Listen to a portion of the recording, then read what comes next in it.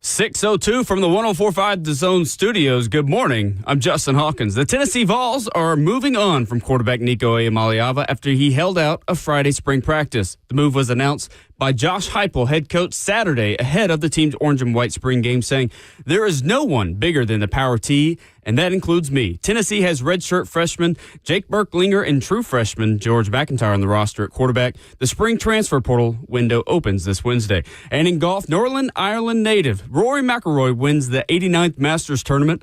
The win didn't come easy as he had to beat Englishman Justin Rose on a playoff hole. McIlroy birdied while Rose parred the 18th hole. This is McIlroy's first Masters win and becomes just the sixth golfer in history to complete a career Grand Slam and the first since Tiger Woods achieved this back in 2000. And in Nashville, the Nashville Predators lost 5-3 in Vegas to the Golden Knights Saturday night. The Preds play tonight at Bridgestone Arena against the Utah Hockey Club. Puck drop is at 7 p.m. And Nashville SC beat Real Salt Lake 2-1 at Geodis Park Saturday night, thanks to Sam Surge's penalty kick goal in the 91st minute. For all your foundation repair and waterproofing needs, you got to go to USSTN.com. Breaking news at once for your home for the Titans and Vols. This is 104.5 The Zone.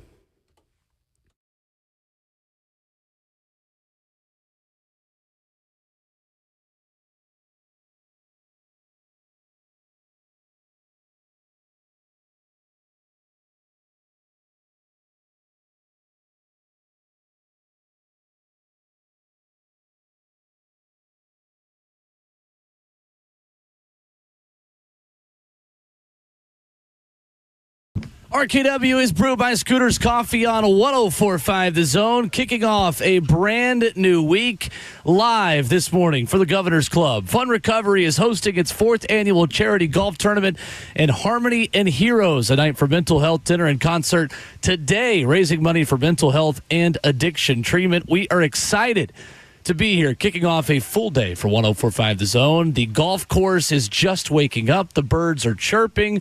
We are outside. The wind is blowing. Vibes are immaculate. Full crew here. Ramon Foster, Kayla Anderson, and Will Bowling, CJ Ecke, and Kirby Allen Kirby for the 104.5 The Zone team. Jayhawk, Justin Hawkins, back at our Midtown studios holding it down on Monday, April the 14th.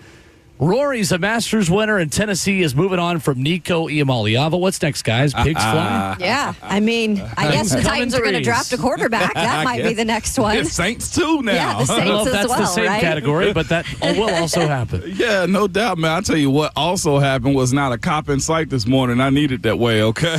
Maybe for That's you. true. There was one hiding on a sidewalk on the way down here. I almost texted you guys to say did not there see is a that. hidden cop, and I didn't, because then I saw the cop turn around and get somebody else. Yes, So sir. Okay. that problem was taken care of by the time I did not got see the there. cop. Metro Nashville, Yeah. appreciate your efforts, baby. I appreciate you guys know more than serious, like I do. But I needed to get here this morning. I'm a misjudger of time. I always think I'm going to make it on time. But I'm never late, though. Welcome to my Right. county. I knew Right. the exact time to be here. I was early. I'm never early. I know. I always beat you guys. Yeah, you do. I was You surprised. do. I was like, wait, Will's here. Now that I'm tasked with setting up the camera, which, by the way, you can Right. watch the show on 104.5 The Zone TV, Facebook Live, YouTube, Twitter, or Twitch. I was up very early this morning, Yeah. and that's a good thing. Were you? Well, I got up pretty good this morning. I was Yeah. ready to go because not enough news to talk about on a Monday, man, in the off season like this. So I'm excited to be here. The Sunday recovery was legit, though, I will say. Coming Sunday in, recovery? And Yeah. this is a new thing for you because typically you would have Saturday pre-recovery. Yeah. And then you would do a Right. game on Sundays with Titans Radio. Man, listen to Now me. with the Vol Network, you have 24 hours to digest, to Yeah. rest, and be ready for Monday's show. and take in more information. That's true. There's a lot of information to take in right now. Oh, listen to me. nonstop. I got a cyclone, okay, a I tornado, love it. a blitz. I can't even imagine. A blitz of just everything. Friday, Saturday, and even Sunday. Golly, point of I guess detail this morning. I don't know, man. It was crazy. Either way, man. What was I about to say? Oh, yesterday. Yes. Brunch. Yes, did. Church also, man, was a phenomenal sermon yesterday at church, man. And we went to brunch afterwards. Right. My youngest didn't get an opportunity to suggest where we were going, so we went to somewhere fairly decent, Waffle okay? House. On the West End, no Waffle House this time around. On the West End, fully enjoying myself. I'm not giving away. I've done it before. I'm not giving away my brunch spot again, okay? Because now the price, Well, Kayla. you have given it away. Not this time. Coffee. No, scooters, yes. For Sunday, though, it was a different situation. We sat down as a family. That's fair. Right, That was right. fair, okay. I got scooters at home that I brew on my machine at home, okay. Fair But enough. we went out. This time around, I'm not giving away the establishment because for the price, okay, for a family of 4, chef's kiss, Kayla. Oh. Legitimately. You'll have to let me know. I'm going to let you know outside. on break. I'm not giving Okay. it away this time, and everybody should know it because it's that good, though. But besides that, I feel like I'm taking over the airways right now because I'm hyped, It's okay? all right. Your name's first. You had coffee? I haven't gotten scooters A yet. smidge, okay? I've had a smidge and an energy drink this morning. Don't mind me, okay? But with that being said, yesterday to me, was probably one of the best non-football Sunday sports days I've had Nice. in a very long time. And not only just that, but I enjoyed it. I think if Rory had a loss, I still would have enjoyed the event, the tournament, the playoff, like everything sure. about it. Sunday, listen, thank the Lord. That's Cinema. all I'm saying. So you're saying you watched the Absolute Masters? cinema. I got an opportunity to like enjoy sports yesterday. Yeah. I did. It was and a it was good cool. one. It was cool yesterday, man. So I hope a lot of people felt like I felt yesterday and just enjoyed the matchup. I saw a lot of people hating good. Rory. I also saw a lot of people like dislike the other guy too. So Bryson Bryson DeChambeau. DeChambeau. Bryson DeChambeau. No, who's in the playoff with him? Justin Rose. Justin Rose. Justin Rose, He's pretty a really likable dude. likable Yeah, guy. it was a bunch He's of one of the few that everything. probably doesn't have haters, to be honest with Well, you. is he really? Yeah. Tournament was awesome. Pretty Him and likable. Scotty, then, right? Yeah, I would Scotty's say another so. Yeah. one. I would say so. 17th time for Rory McIlroy, despite a double bogey at 13, a double bogey on 1, another bogey on 14, a bogey on 18. I mean, he is the neutral observer's favorite and best golfer. He is a roller coaster. And yesterday he rode that roller coaster all the way to a career Grand Slam on his 11th try. Yeah, he did. Man, it was just nice seeing the natural reaction of somebody who has worked so hard to get that done, right? has. And that has been the one thing on his checklist. I mean, there's other things, but the Grand Slam, completing that, he even said, in the cabin, Butler's cabin, that had been weighing on him in a lot You of could these tell. Masters that he goes into, right? And you thought at some point he was maybe not going to get it done this time. After missing the putt and going into a playoff, Yeah. I'm like, please don't make this be the situation. But he got it done on the first playoff hole, and I'm really happy for Rory McIlroy. I saw somebody yesterday, to your point, tweet about like Rory should get this done, but he's not the guy. I was like, what? He's one of the most sympathetic figures in sports. Yeah. Oh. Because of how long he's been chasing this and how many collapses he's had on the doorstep of earning a green jacket. But isn't that sports though? It is. No doubt. Isn't that what Marino wanted? Dan Marino wanted? This would have been Sure. like if Dan Marino won a Super Okay, Bowl. I in saw a lot of football people terms. making that comparison. Exactly. Okay, I didn't even see This that. is but- kind of like when Andy Reid won his first Super Bowl. Is almost how this felt to me. Okay. Like the all guy right. that is perennially Hall of Famer on the doorstep, knocking out. Like the only difference is that he is already a Hall of Famer. He in already. because he's Right. won other things. But in a sport where there are multiple titles to win, and this is the crown jewel of them. This was the thing that had evaded him for so long. Charles Barkley should be a big fan of Rory, is what you're saying. Honestly. For sure. Honestly. Yeah. Chase your ring, King. Exactly. I like Rory too. I know he's controversial for some people, but I do like how he kind of stood for the PGA as long as he did, as much as was going on with Liv, and obviously now that's hopefully going to come together in the future. But he kind of stood tall, and I give him a lot of respect for never backing down from that and representing his organization. See, that part right there is going to be part of, I think, my morning roast today, okay? Like what you just said about some people thinking certain stuff, that is fascinating. I didn't know Rory was disliked like that. He, especially Ryder Cup a year ago in Rome, or 2 years ago in Rome, he became a little bit of an unlikable figure within that, and some of the fights that he picked with the U.S. team, and anything kind of goes at Ryder Cup. So you kind of leave that as it is. Yeah. But he's intense. Sometimes that intensity carries itself outside the white lines in a way that is not totally likable for fans. But I would say the majority of just sports fans who have tuned into a golf tournament, he is one of the most loved people in this sport right now. And the funny thing is, so is Bryson. So it made for I a love Bryson very too, entertaining final round. I like both of them, and I like Justin Rose. Yeah. So it was a Bryson win-win has for the me. younger YouTube crowd because he is so active on his YouTube page that he's kind of created himself and his own following just based on that. But it was really fun. Is Bryson the one doing the peak cinema? The shot over his house? Yes. Did he make it? Yeah. He did make it. On like day 30 or something. Was like it? that. Yeah, I lost count, man. I didn't follow him because I was hoping to just pop up back on my algorithm or whatever. I'm going to say something to it. It's very unique, man. It's not bad. But, by the way, looking at Rory McIlroy, you know what I saw? What's that? He looks like white Tiger Woods to me. Is it the muscle? Is it the build? It's the jawline. Okay. It's like his face. Yeah. Like, go look, listen. All I kept saying I is, never would have thought that. I thought the body type. Maybe. But I think the age of him, though, also now makes him look like, is he? I thought he was 39. I saw on he's probably 35. ESPN.com. Yeah, he's a little bit and he's got some gray hair now. He looks like white Tiger Woods to me. Like, if Tiger Woods had a nephew, it's like, oh, yeah, it's his cousin over there, man. That's his little nephew. That's the way I look. Irish cousin. I'm telling you, legitimately, I was like, why am I getting images of Tiger? That is funny. Look at his face. That's all I'm saying. His long irons were as dialed as anyone's long irons have ever been in their lives yesterday. His wedges were the total opposite, but it made for an electric final round. The 11th try to achieve the career Grand Slam, 25 years after Tiger did it, and 50 years after a Jack Nicklaus green jacket. So he joins Tiger, Jack, Gary Player, Ben Hogan, Gene Sarazen. A great day for golf, great day for sports yesterday. But when we come back, Friday and Saturday, not great days for the sport that we love of college football, especially if you are a fan of the Tennessee Football Volunteers. Our reaction to the Nico Iamaleava transfer portal news, plus boots on the ground, what Ramon Foster saw in the orange and white game on who you have at quarterback now moving forward. That's next on RKW.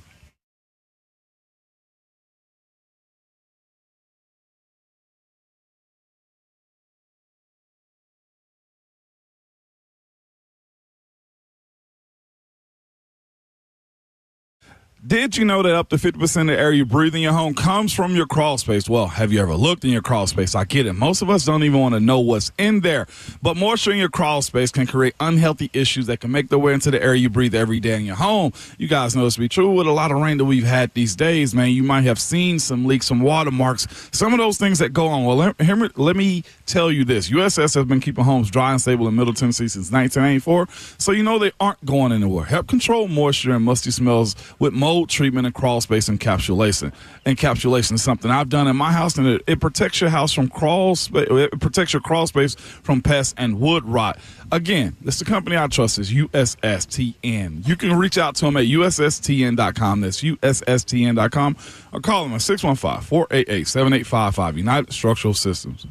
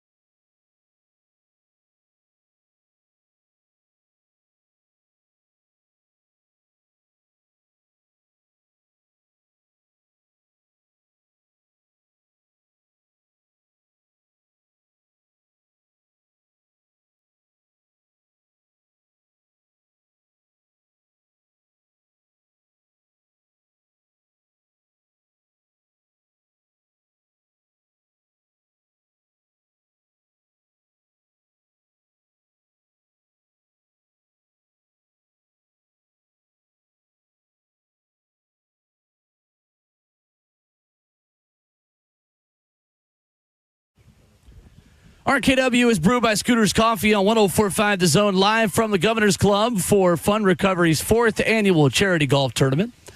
A night for mental health dinner and concert tonight, April the 14th. And Fun Recovery, they do great work providing monetary aid for therapy, drug and alcohol treatment, and mental health services for people seeking positive change. Special thanks to Pella Windows and Doors of Nashville for getting us out here today with the sunshine. The sun coming up, blue sky. It's going to be a beautiful day here in Brentwood. We are served up by Scooters Coffee. Make sure you download that Scooters Coffee mobile app today. Order ahead and save $2 off your first mobile order. All right, Nico Iamaleava is going to transfer. This is a story that evolved quite a bit from when we were on air Friday morning. When Brent Hubbs told us, I asked, what do we know? And he said, well, there's a spring game tomorrow, and Nico's going to play. That was given with a caveat from his perspective and from our perspective after the show that says, in today's era of college football, you never know. You never know when a fact becomes fiction within the hour. That is essentially what happened. And while we were on air Friday, Nico was not at practice. Who knows what he was doing on Friday. Ramon, you were there in Knoxville. We will get to your thoughts on Jake Merklinger, George McIntyre, and what's next as the show continues this morning. But what was your initial reaction as a VFL, as a former player, now as a broadcaster covering this team, to the news and the events of Friday and Saturday? It was later in the day before I knew or figured out he missed practice. After I saw him miss practice, because that right there changes everything. Because here's the thing, where it's always inside of locker rooms. Your business shouldn't affect the team in a sense. If you are holding out, at least communicate with somebody. And he did not communicate with anybody. Those guys inside the locker room feel a totally different way about your business.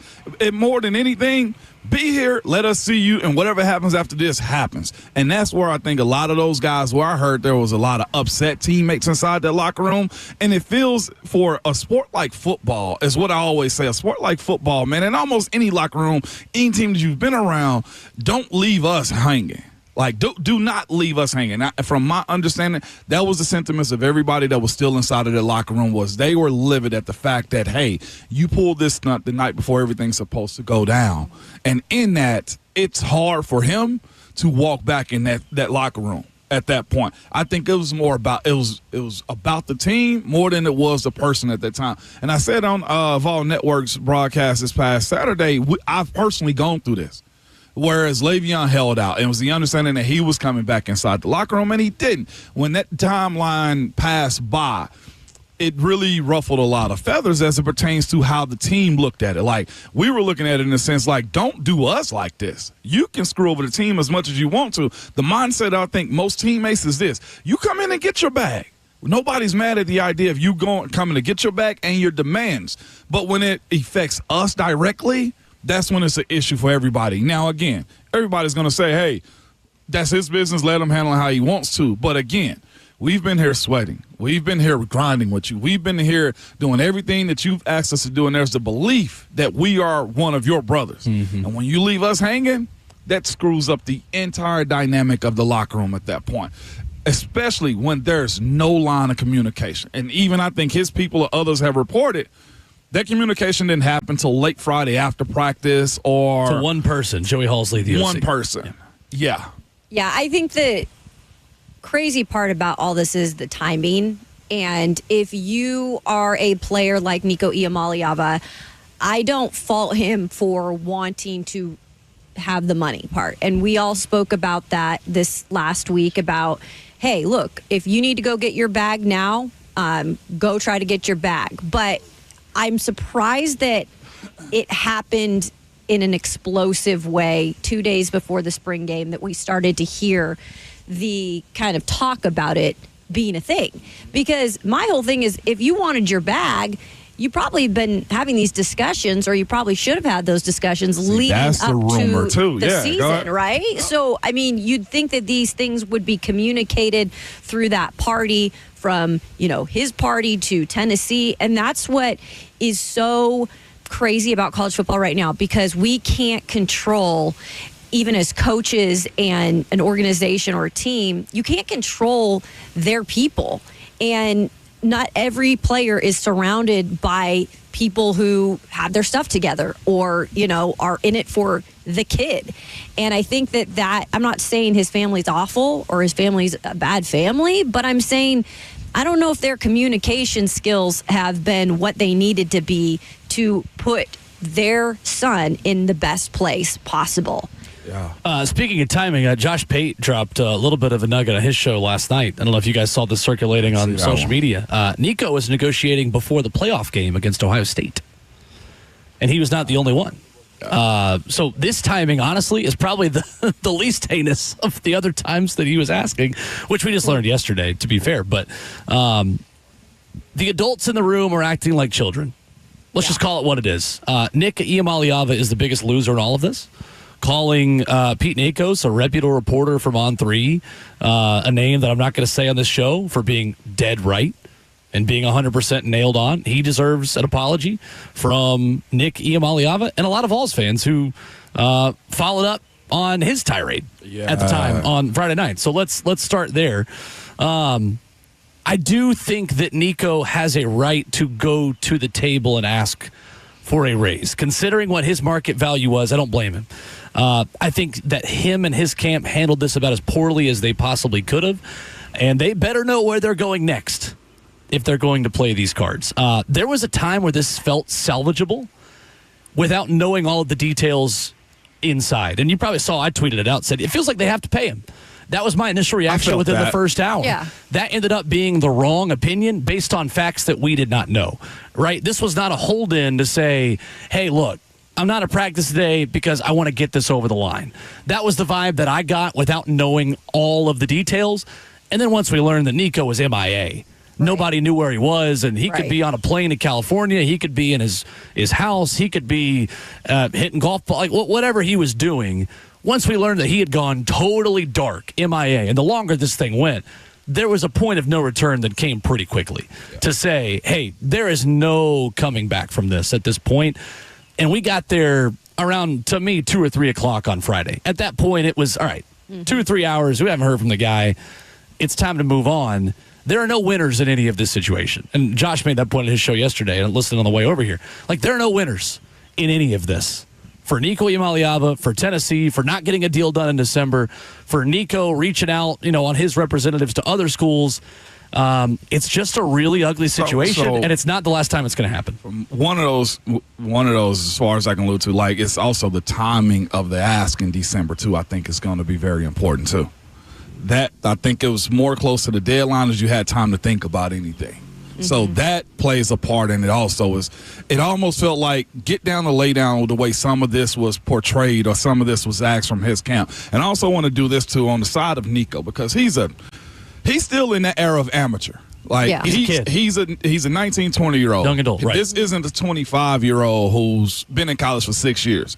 And also this, too, for the fan base going at him, what I would say is this: having been around their culture, having had teammates that lived that life, like one of my good teammates, Chris Kimoatu, like, was the patriarch when they were in Pittsburgh. His brother Make was like that in Baltimore. When they said something, you moved. Don't ask no questions.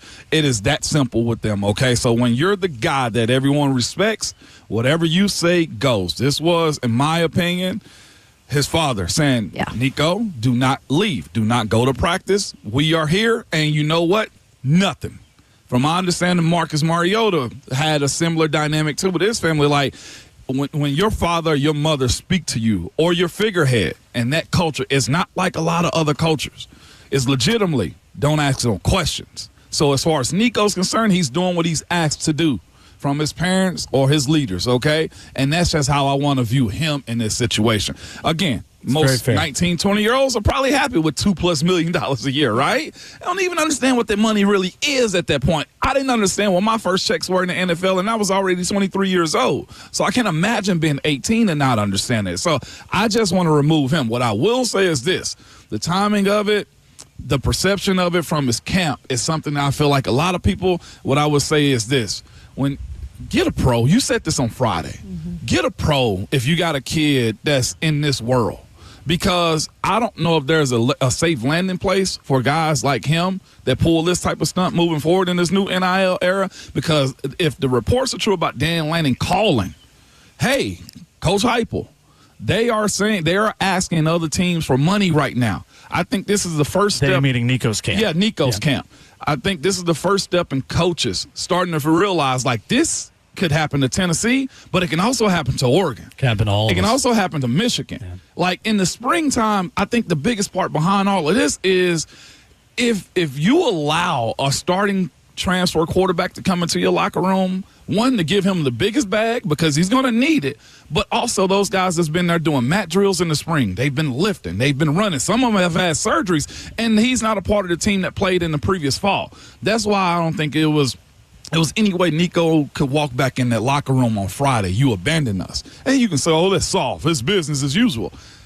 I'm telling you, from my understanding the way those guys reacted, this wasn't business as usual, and they felt a totally different way about him before he left and then after he left. Yeah, I look at it as Tennessee has been on the forefront of a lot of things with NIL, in dealing with a lot of things when it comes to, hey, this is how some teams are doing it, but we're going to set the kind of bar high for our program. And look, right now it's a scary time because you don't know exactly who your quarterback is going to be to start the season. You have time, you've got a backup in Jake Merklinger who's looked good.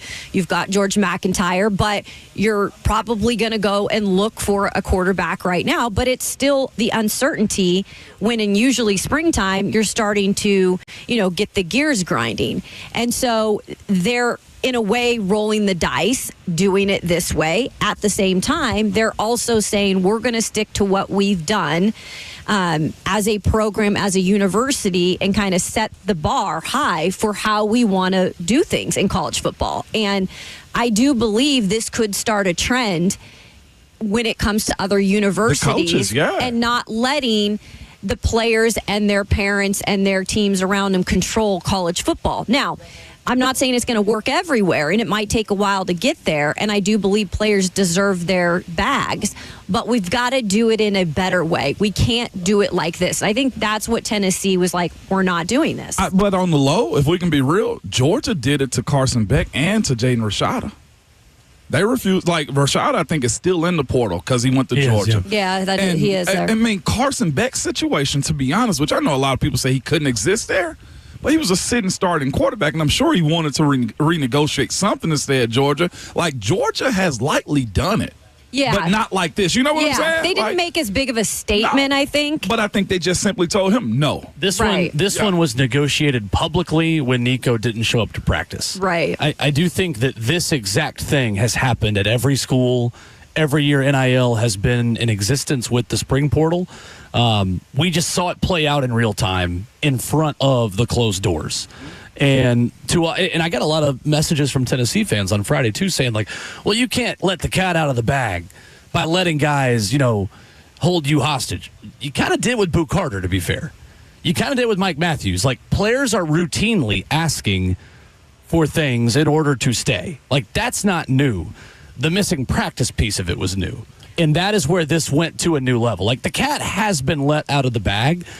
And we'll see if coaches, because of rules that are changed in the future, get some of that power back. But, like, the cat's out of the bag for sure. So now Tennessee moves forward with a really unprecedented situation where you've got a playoff contending roster needing the most important position in sports. And we don't know what this looks like at this time yet. And that's where you are 100% right. I mean, this is the starting quarterback. Right. That's the difference. We don't know how many, like, here's my question. How many quarterbacks sitting around good, not great rosters are looking at Tennessee saying, oh, I can win there. I can go there. I can get more than what I'm making right now. And I could maybe make the playoff. I could play in the SEC. I can get coached by Josh Heupel. Or how many guys are loyal to their situations and get new deals to stay? Because that's the other reporting we have is that quarterbacks around the country are already getting raises. It's like when coaches look at a job opening and James Franklin always gets a raise and Jimbo Fisher would always get a raise and Mike Gundy, God love him, always gets a raise. That's what's happening for good quarterbacks around the country right now. So I thought Caleb. So here's the other part though too for me. My question isn't, why didn't Tennessee bend the knee on this one, right? It is. But, that's the main question. If you are as good as you say you are, the projection of you being that good, the ones, Will, to your point, Kayla, to yours, as far as the starters getting new deals, I was asking myself, well, why didn't Tennessee give them the back? Because if you're good enough, right? Everybody has been good enough for the most part, has gotten paid. And for me, is probably the price, right? If it was at 4, right? If it was $4 million for a guy like him, reported, if it was for him, but then did they also look at the situation and say, this is only for the next year? I can't fathom paying you $4 million for the next 7 months of the year that's left. Right. Yeah. And that, I think, plays a huge part in it, too, because you look like a fool if you bend the knee and pay him, and then he hops in the portal because he can in December. And I think that's where it can get sticky for them also. Look, they might get what they're looking for in California. But here's the other part of it for me, too. And Tennessee's getting 2.4 to 2.6, whatever the number is, 2.2 to 2.6. For him to get comparable money in the state of California was 13% tax no matter what. And over $1 million for a single like him. He better get 5. He better get 5. Yeah, he might take a pay cut out of all this. Now, they might have the money, right, Caleb? But I don't think USC, UCLA is willing to reset the market for a guy that they are unsure of for 1 year. Like, that 5, in my opinion, needs to get them to the playoffs. Yeah, I mean, that's the biggest thing that you mentioned is these teams can be putting out a bag, and then, like you said, if they're draft eligible. They're draft eligible. And they want to go, which a lot of these guys do end up going, then you do kind of waste away your money, but also the building of your program, because you got a guy in there for 1 year and then it's like, see you later, you know? And that's a good point. He might have his family over there, right? And they're moving back over there if that's the case. And that's where they maybe want to be, but that doesn't mean all these schools are just going to be like opening the door and paying you that money. So yeah, I think he'd take a pay cut, if anything. I think he's going to North Carolina. That's my gut feeling. Really? I think he's going to North Carolina. They have money over there, that's for sure. They have desperation. They have money. They have a quarterback that has the NFL pedigree, which is something that I think is a concern for Nico right now. That's my guess. I don't have intel to say that. I think it's UCLA or North Carolina. If you gave me those two or the field, I would say he's going to either one of those two programs. I think UNC is closer to the playoff than UCLA is because of the conference there. Right. For sure. In the ACC. So the other question is this, though, too. Well, there was a picture of him in B&A. I'm not sure if that was real or AI. I don't know. But the other part of it was if he left Knoxville, somebody's catching him in the airport, right? So if they didn't go commercial, somebody sent the jet.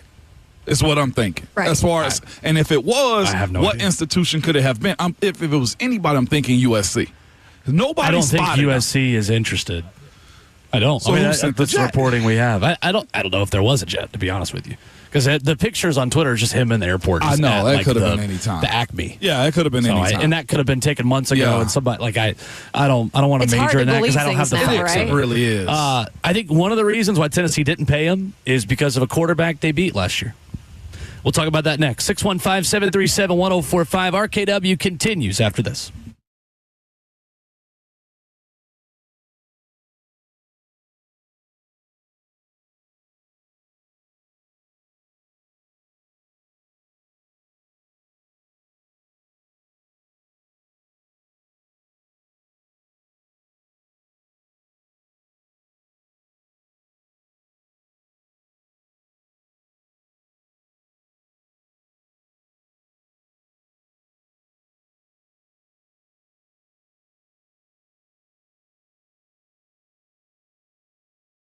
It's Ramon and Kayla here for Window Nation, man. April's a great time to spruce up around your house, especially during Window Nation's Buy 4, Get 4 free sale going on right now. Kayla, you can pay nothing until 2027 if you buy a house full of windows. They'll include a free entry door, too, man. What I love about Window Nation is allergy season is here, and the top quality construction, seals, insulation, block more allergens from any getting into your home. So hurry right now, Kayla. That is right. That is a heck of a deal, Ramon, and this is the time to do it. Hopefully those April showers have moved out of the way so you can get time to have these guys from Window Nation and gals come in and fix your windows. And Mo mentioned it right now. Get 4 windows free for every 4 you buy. Window Nation, it is the Window Nation company to trust, considering that they've got a ton of 5-star Google reviews. Albert, customer says, great value, great product, great customer service. Highly recommended. So go in, get your windows installed today. The sale ends April 30th. You can call them at 866-90Nation or go online to windownation.com.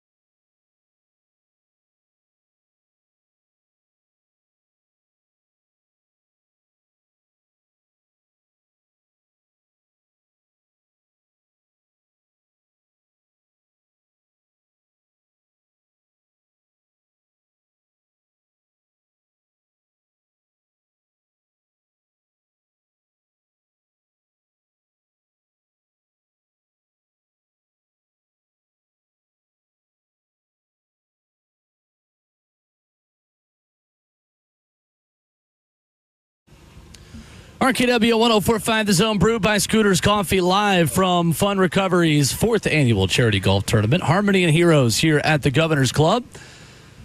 So I think Tennessee didn't pay Nico Iamaleava because they were afraid he could become one of 2 quarterbacks they played last season.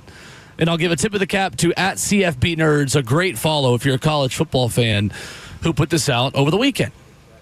Tweet says, my hot take is that Nico's demands saved Tennessee from a Jalen Milroe situation where they had an incumbent starter who was going to play just well enough to not get benched, but never good enough to win a title, and Tennessee knew it.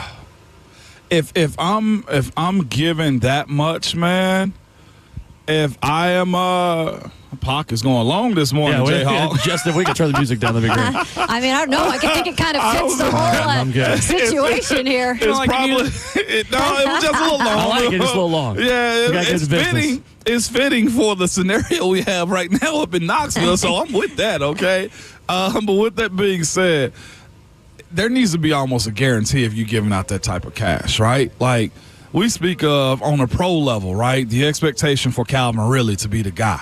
Right? When you pay the quarterback of your franchise, there is an expectation that he's supposed to carry you a whole lot more than he did before. And I don't think you've seen those types of things to make you believe that, because the other side of this coin is this is always a team sport.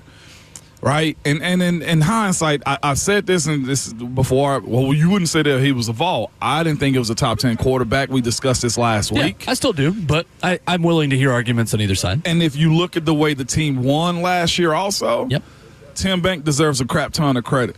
Right? Tim Banks and Dylan Sampson, no doubt. Dylan Sampson deserve a crap ton of talent. I don't think it was a justification in paying based off what you saw. And again, the coaches see him more than we do. So if there was issues in this game that you didn't think he can get past, I'll bet he's your starter and you can make it work and you hope he get better. But it's easier to pay a guy like Jalen Hurts, right, when he's proved that he can win those things. I know a lot of people say, well, Carson Beck got a bag from Miami. That's very true. Carson Beck was also a part of a team that won a natty. There's justification. He's proven it too. You can pay for the shield, the face of a person's resume, more than hoping that their resume turns into something good to wear. So Carson Beck, I think, is a product of winning that championship with Georgia. Totally. Yeah, I think that Nico, and I think when we had that conversation last week, I said I was cool with him being like at number 10, but I was also cool with him being right on the outside because he just has so much to prove this next year. And I think what I was looking forward to with a lot of the conversations we've had with Brent Hubbs and Austin Price was that leadership ability. Like, how much has that improved in this season, going into this season? Because that's something, remember, we've always had that conversation about him taking another step. And we just didn't know if that was part of it too, where like how good of a teammate was Nico. We don't know all of those details yet that are proven facts. Like we're hearing now after the fact when he's gone that maybe he wasn't the greatest leader or the greatest teammate, but we don't know if that's going to be the case. If he leaves somewhere else and has success, well, what changed then, right? There's just so much uncertainty right now, guys, because he is still kind of an unproven quarterback. Right. And if he goes somewhere else, he's going to have to prove a lot of people the opposite way, especially here in Tennessee, because I know that they're, fans are more so like, hey, he did us dirty, like he's not a good quarterback now. I think he still can be, but he still has a lot of growing up to have done if he's going to, make it to the next level. I still think he's got such a high ceiling, and I think the people around him are lowering that ceiling significantly. Yeah, they are. And say what you want, and I know if his play, Kayla, to your point, just goes up exponentially higher. Like the league is going to accept him, but his biggest issue is who on the college level is going to accept him. The rumors are Notre Dame said no, right? Allegedly is where they are, and they probably already got this started too. But think about the type of parents that Marcus Freeman wants inside of his program.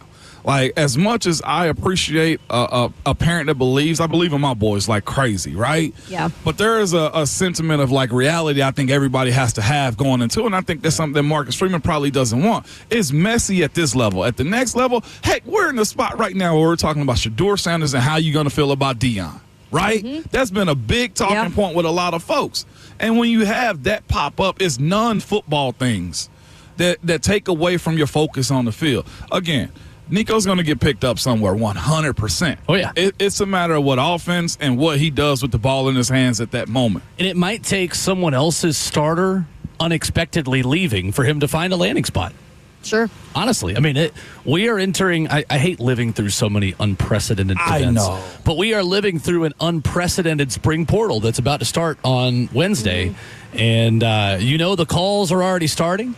And if the SEC allowed spring transfers, I imagine, in the South, there are probably some guys that Tennessee recruited that would probably be interested in this too. But again, to remind everyone, that's not an option.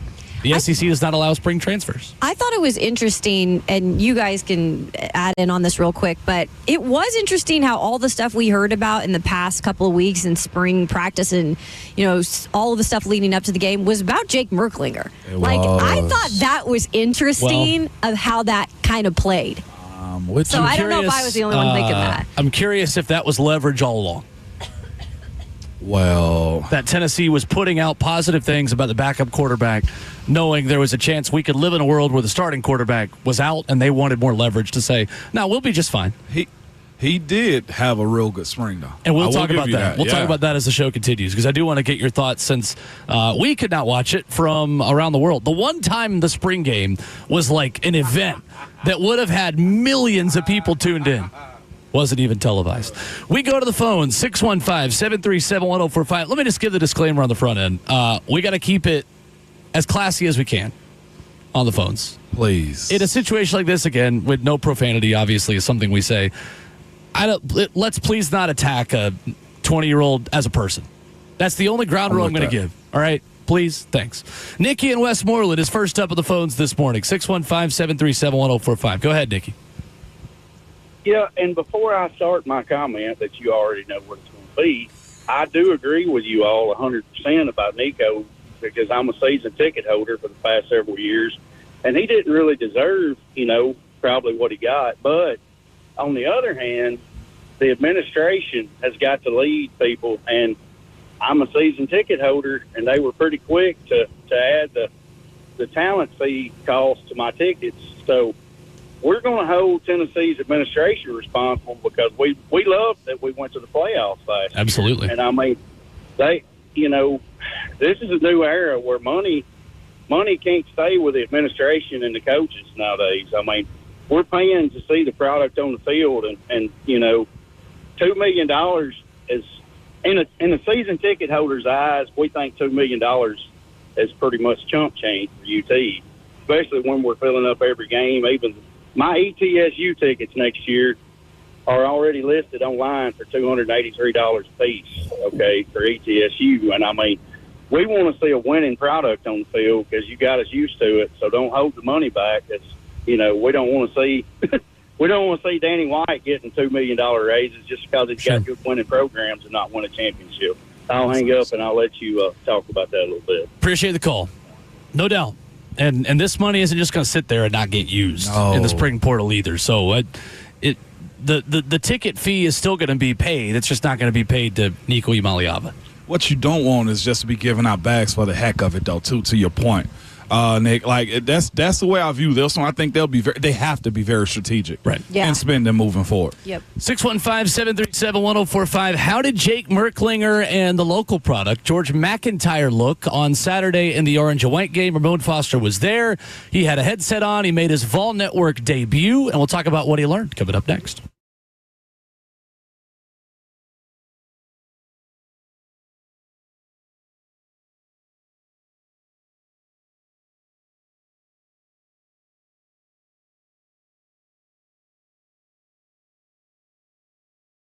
What's up? It's Will Bowling from my friends at Brentwood Hearing Center. Hey, April here. Those spring break trips, they're in the rear view. We're talking about summer. We're talking about being outside. We're talking about sweat, being in the pool, maybe being in the ocean. Hey, I want to tell you about the Phonak Sphere, which is the only completely waterproof hearing aid on the market. And look, this is the kind of technology that you get when you go see my friends at Brentwood Hearing Center. Hey, we all have that family member that maybe doesn't hear as well in crowded situations as they used to. Maybe I'm describing you. You're sitting at a crowded restaurant. You can't hear the person across from you, but you're hearing the conversation next to you better than you like to be. 615-377-0420. That's the number to call. Whether you're out mowing the lawn, maybe you're out in the pool, you can keep those hearing aids in because the Phonak Sphere, completely waterproof. It's going to help you hear that background noise regardless of where you are.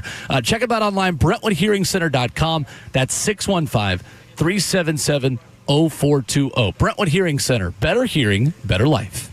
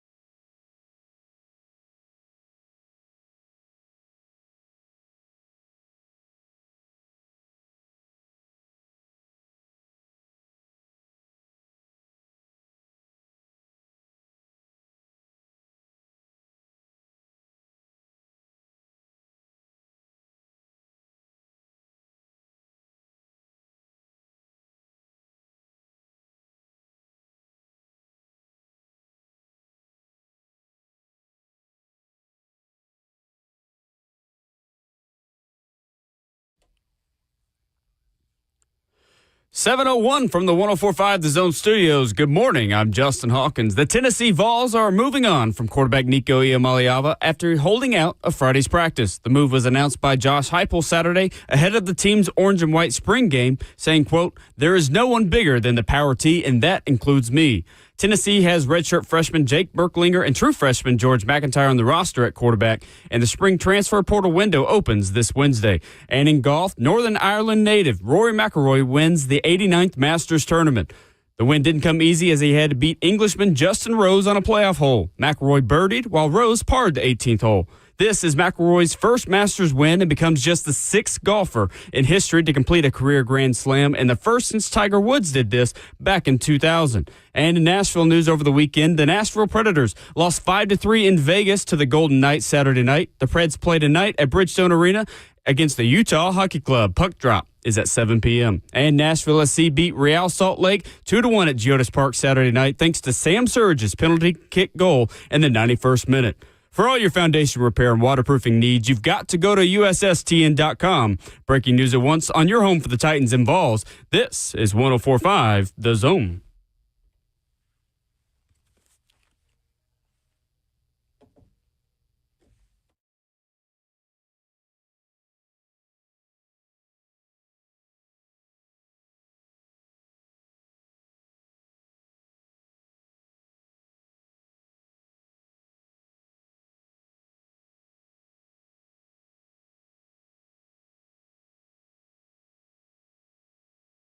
RKW is brewed by Scooters Coffee, kicking off the 7 a.m. hour. We are live from the Governor's Club in Brentwood as Fun Recovery is hosting its 4th annual charity golf tournament and Harmony and Heroes, a night for mental health dinner and concert tonight, raising money for mental health and addiction treatment. Our great sponsor today, Pella Windows, bringing us down here to Brentwood, where the Buck Rising Show will be, where Cover 2 with Blaine and Zach will be. Looking forward to a great day of teeing it up for a great cause with some Pro Football Hall of Famers, Delaney Walker, Jeffrey Simmons, also scheduled to be here today. Should be a fun one with a gorgeous setting here at the Governor's Club. 65 degrees, blue skies overhead, vibes immaculate. So Nico Iamaleava is transferring from Tennessee. Our draft expert, Stoney Keeley, joins us for his weekly segment coming up in 15 minutes. We have tasked him with talking inside linebackers this morning, but I did give him the caveat that we will ask him for a very early draft perspective on Nico. And he is very prepared for that. Interesting. He was already prepared for that before I even asked him. So he is always ready, Stoney. That's why we love him. Ramon Foster, you were at the Orange and White game on Saturday. You watched Jake Merklinger and George McIntyre both play. What were your takeaways on each of them? Merklinger, very smart with his legs. His ability to fill the pocket and move and get downfield, I think, showed up a good bit. Armors, I will say this, the defense got after him a little bit. It was 1 or 2 times he held onto the balls. They tapped him on the hip and say, "Hey, buddy, lay right there. That's a sack," okay? But again, that defense is probably the strongest suit of this team right now, so that's somewhat expected. And it was a blitz, not just somebody get beat on the play. But he can throw the ball over the middle. I think his close to middle of the field accuracy is way better than I think a lot of people expected to be for a side of the offense that people have been looking for from Heupel. Also, I think you saw that. And more than anything, I was impressed by his ability to create. I thought it was a little bit better than what I expected him to be. It was there also. Interesting. His ability to play quarterback, from what all reports have been, like the Vols, the coaching staff changed his football grip, so his delivery is a little bit different. His trajectory of how he releases the ball is, too. His eyes down the field, you can see a little bit of the inexperience being there. But all in all, not a bad showcase from a guy like him. Again, the defense I thought had the better day of the two. I think he did end up throwing a pick. Yeah, Jacoby Thomas picked him. Jacoby Thomas sure did. Product. And it seemed like a ball got away from him, and he was throwing it to a spot, mismanaged a spot. So that's going to happen. I'd much rather deal with that in the spring than during the fall, okay? Sure. Mm-hmm. Confident in him, but of course, it's unsure. What is he as a starter of being put in that spot right there? I will say, we're going to the other guy. George McIntyre. Can I ask real quick about Jake Merklinger, just the leadership with his group and how he that's what I'm interested in too. If we're going to talk about maybe Nico not connecting as well, what was the Jake Merklinger experience like with that Merklinger. group? as a teammate. Okay. They do. He's a guy that came in, from my understanding, with I think it's fair to say not an NIL because you come behind the 5-star guy. Mm-hmm. He came in and wanted to grind and want to work. And most times, most teammates love the backup quarterback just in general. Of course. Because they relate to what everybody else has got going on. The star quarterback is in his own world, as we know. But he's more relatable from what I got. His teammates like being around him, and he likes being around them, too. If there's something going on campus, he's going to be there with the guys, is the way it's been portrayed to me and what I've seen. And you see the reaction, too, from Ethan Davis posting, Miles Kisselman posting him and stuff like that. The leaders that are spoke out about him without saying much, if you get what I'm saying. And it's always it's always easy to come close when something like this happens too. So I just hope it's not full of theatrics and they like him. But that's my understanding. It's hard to know what his leadership looks like. He's been quarterback one for 72 hours. Exactly. But we'll find out. He seems to be guys are drawn to him, is what I would say. I mean, you can always tell if someone has a natural ability or not. You can, you yes. know? George McIntyre. Local product, early enrollee, Brentwood Academy product, who was offered after a stellar sophomore season, during a stellar sophomore season, where he ran Josh Heupel's exact offense. Yeah. Good fit for the scheme. Here's why I'll go with George. If George had, in this way I think it's been played up, done those 11 camps and stuff like that and gotten that 5th star, we wouldn't be questioning this. Yeah. Legitimately. I do think an injury playing basketball going into his senior season. Yes. Part of why we're having this conversation. And from my understanding, he was on his way to be a 5-star. I think he was straight basketball. Don't quote me on that. If George adds 20 pounds of muscle, weight, I don't think it's a discussion. Mm-hmm. I'll be completely honest with you. You think it would be him as the guy? My question is, if Michigan's going to start their 5-star, Bryce Underwood, what's the difference in Tennessee starting a freshman? Yep. I just want to lay that out there and fair. just say that. Can he sling it? Yes. His deep ball accuracy is a whole lot better than all the quarterbacks we've seen this spring. And again, I told you guys I had the ability to see the Monday night scrimmage. His deep ball accuracy was there. His touch across the middle was there. His ability to find the guy and keep his eyes downfield for a freshman was there. Everything I've heard about folks that have been there watching his practice, his poise is there. He's able to be a quarterback is what you see out of him. He already has the offense down. It's a matter of experience and can you trust him being in games. I will say, Kayla, you see him on the field. He needs a steak and potatoes. I was just going to ask you, what could that happen before the season starts? It can. You just want it to be the right type of weight, though, too. Right. Now, if you're telling me it's the difference between him having 12 pounds of muscle by the time August hit or 20, I'm okay with the 12. But, again, he's got to be aware of the situation to know that, hey, look, defense in the SEC are real. Get rid of the ball and run the offense. But here's what you also saw. You saw his athletic ability show up at times. I'll put it this way. I feel like times when watching Nico last year, he was just saying, run it, go. I didn't say that with Merklinger or Both George. of them have the instinct of when to tuck it and go. And that's a part of that Heupel offense, too. When Hendon was doing it 3-4 years ago, you said that smart ball, just get down. Right. Exactly. And George had a few of those in the game. I thought Merklinger did, too. I left that game, especially the passes that he had down the field to Rodarius Jackson, the freshman wide receiver out of Sheffield. Whew, he's going to be a player, I think. The touch was there, and that's one of those things. Let's go professionally real quick. We questioned Will Levis's touch from get-go, did we not? And what happened time and time again? The touch wasn't there. The ability to feel, right? The ability to feel a completion was never there. I think some guys have that. And I felt like George had it this past time around. If he was a 5-star, would we question it?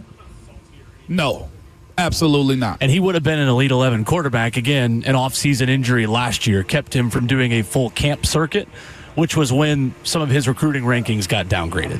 Yeah. And you know how important that the camp circuit is. That lines up with everything I've seen in George. And again, I'll speak to it a little bit because I have watched him play for years and calling games on 104.5 The Zone and talking to people from my high school that George McIntyre will be the better deep ball thrower in that room, no questions asked. The question is the durability. The question is some of the decision-making on how SEC defenses will disguise and confuse him. the thing with that is, like we talk about again with Will Levis, it's funny we're living in a world where we're already comparing Will Levis and George McIntyre, but that's the world we now live in today because of the decision Nico made. It's more relatable. You can live with some of the mistakes and some of the turnovers and issues when you're accurately throwing deep passes. And that was also the issue with Nico Iamaleava last year. He had a blooper reel of missed deep balls of wide open wide receivers. Wide open wide receivers. And as good as he still was, and I think second half of the year, Nico does not get enough credit. I think we've overcorrected to not giving him enough credit. And I'm not going to switch up just because he's not a Vol anymore. I still think Nico is a top 10 quarterback. I think he's excellent. I don't think he's elite. George is going to give you that level of deep passing that you did not have last season. I've seen it for years. I've seen it in the kid since he was a freshman at Brentwood Academy and calling games on the zone. The guy has the touch down the field, no questions asked, and he is a very, very good fit for this offense. I don't know if it's right away, but he is long-term a great fit for this offense. And that's what's the big question for Tennessee with the months now to come before the season is, are they going to try to get him ready and get him beefed up, or are they going to go get a transfer quarterback, which I know they're probably going to do anyway. Start is what you mean. Yeah, but that transfer quarterback also is going to have to learn the offense and have to be ready. Yes. So it's kind of a situation where I could go either way at this point. Now, see, that's one of the reasons why you couldn't allow that to fester along with Nico, too. It's like you handcuffed us. Right. You forced us to make these type of decisions that we didn't want to. So just as a standard, you couldn't be handcuffed by paying somebody that didn't want to be there, essentially. I'm there because of the loyalty of the money. Now, and that sucks. But go get it. I had somebody tell me this. You have the right to your feelings and wants, right? You have the right to your feelings and wants. But that doesn't make it right. In your mind, in your camp, what you're doing is right as heck. Yep. But it doesn't make it right in the end. And you hope for his case, as far as Nico's concerned, that it is in the end, right? That he lands somewhere. But again, to George McIntyre, I left Saturday more impressed. I will say Friday, the Monday game, the Monday scrimmage that I was able to see, Merklinger has the playmakeability in him too. But you know it's going to come with, 8-4 might be the season. 9-3 might be the season. Heck, if they move into 10-2, put a statue out front of Nealon, okay? Right. But I like the idea of the two young guys. I'm of the mindset, too, what better time to do it? Well, they will still add a quarterback. And, again, VolQuest's Austin Price joins us a day early coming up at 8:20 this morning. We will ask him a lot of questions about what is next for Tennessee. And, again, portal doesn't open until Wednesday. I don't think we have names yet for who's at quarterback for Tennessee in their transfer portal target list. But we will ask Austin how aggressively he expects them to pursue a starter versus a body. And at this point, it's just hard to know what's going to be available to Tennessee without knowing the conversations that are happening behind closed doors right now. I will say I do think this forces Heupel to play more young guys. And believe in I them, would too. say so. I mean, they don't have anybody else. Between Rodarius, between Braylon, between Mike Matthews, between George, if you have to use them too. Like, the young emergence of the talent they've had in the last two recruiting classes, though, it showed up. There's a youth movement It looked going on, for different, sure. I felt like, with those guys. Sure. Interesting. More on that as the show continues, and more of Ramon's thoughts being in the building for the Orange and White game on Saturday. A Vol Network crew sounded great. You guys crushed it. Yeah, I listened to a little bit of that as well. I listened to most of the broadcast. It was excellent. It was surreal in the best way to hear Mike Keith broadcasting a Tennessee football, even practice. Yeah. It was very fun. I know we'll talk more about that as the show continues. But coming up next, the RKW draft expert, Stoney Keeley, joins us. We'll scout inside linebackers in this NFL draft. And from the draft perspective, break down Nico Iamaleava, looking forward to 2026 and beyond, coming up next.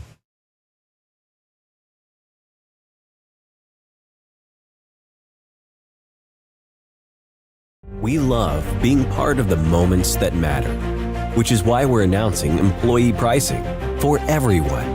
You pay what we pay. Employee pricing at Two Rivers Ford. Locally owned, American made.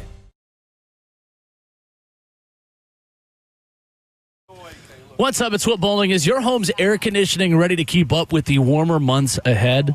Well, our friends at Lee Company have you covered. One of their expert technicians will perform a 22-point inspection, as well as seasonal cleaning and maintenance to help you stay ahead of Mother Nature. And right now, you can enjoy $30 off your next air conditioning visit. Don't let your AC fail this spring and summer. Head to LeeCompany.com, schedule your appointment today, and get $30 off. Look, if you've been in Middle Tennessee for more than just a couple of months, spring does not last very long here in this area. We will get to summer temperatures before you know it, and you want to make sure that AC unit is ready to go with whatever Mother Nature can throw at you. So make sure you get Lee Company on your team. One of their expert technicians, they'll get you that 22-point inspection, seasonal cleaning and maintenance, 615-567-1000. Enjoy $30 off your next AC visit today by calling them 615-567-1000 or heading online to LeeCompany.com. That's Lee Company, all you need.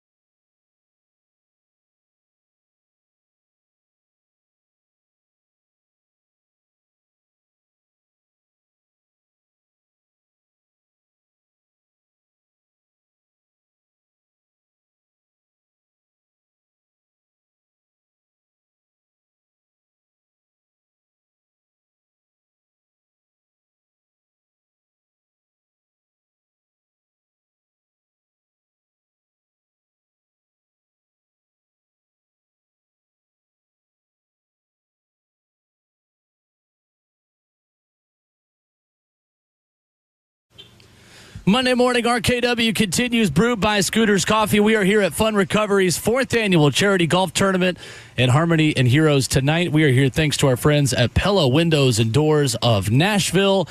Whole crew here. Ramon Foster, Kayla Anderson, and Will Bowling, joined by the RKW draft expert, Stoney Keeley, getting ready to talk some inside linebackers, Stoney, and maybe a quarterback that used to be a Tennessee Volunteer. What's going on, man? Team, I am running on pure adrenaline this morning. I feel like I could flip a car over with my bare hands right now. All right. We have blown the whistle on our Stacking the Inbox draft guide, so I was up until 1:30 a.m.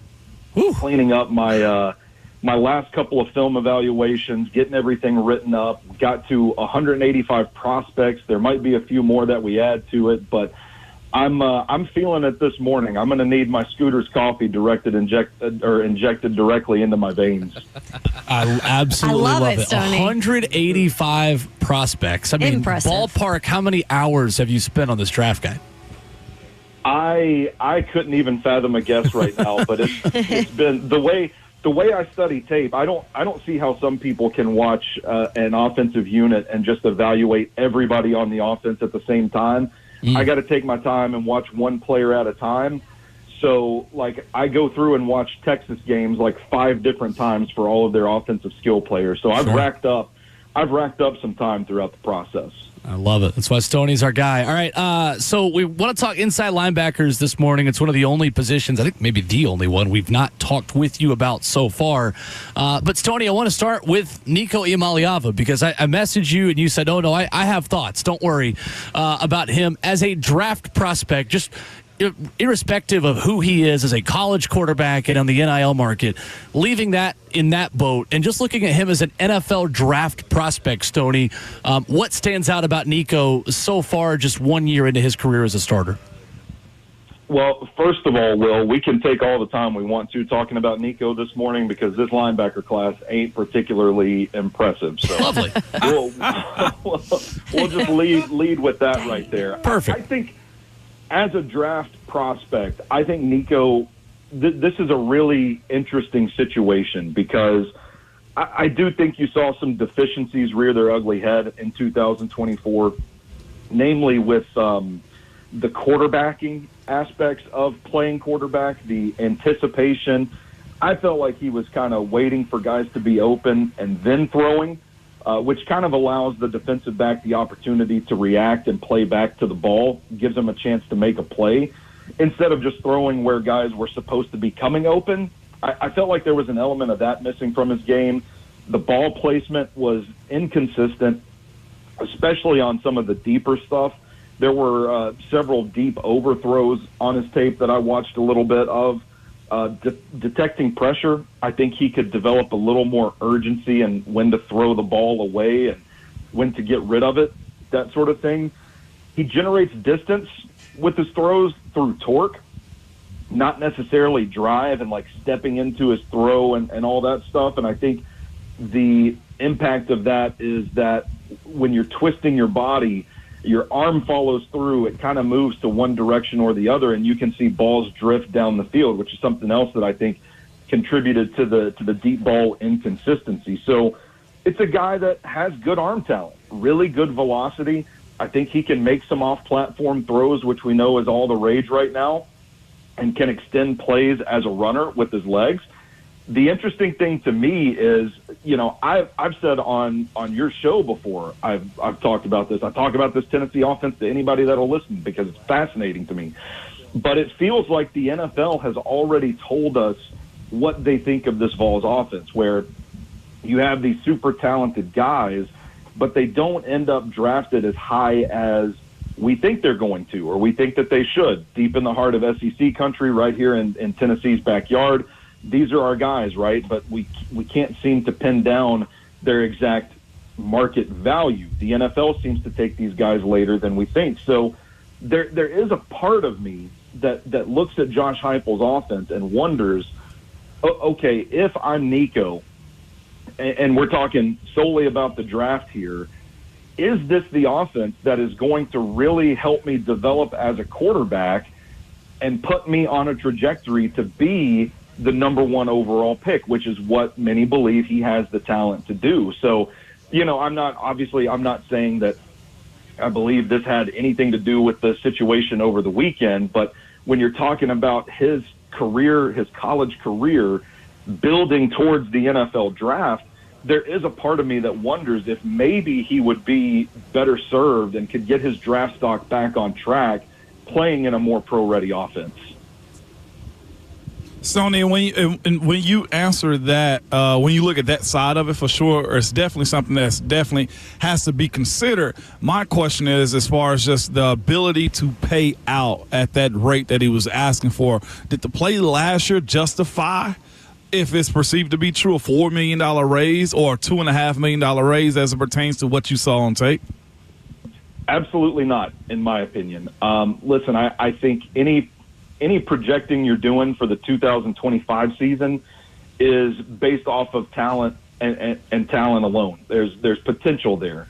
But I think what you saw on tape was a guy that really didn't live up to the billing from a quarterbacking standpoint, right? And that's not to say that he can't ever become a good quarterback, but I think there were real lapses at the position throughout the year.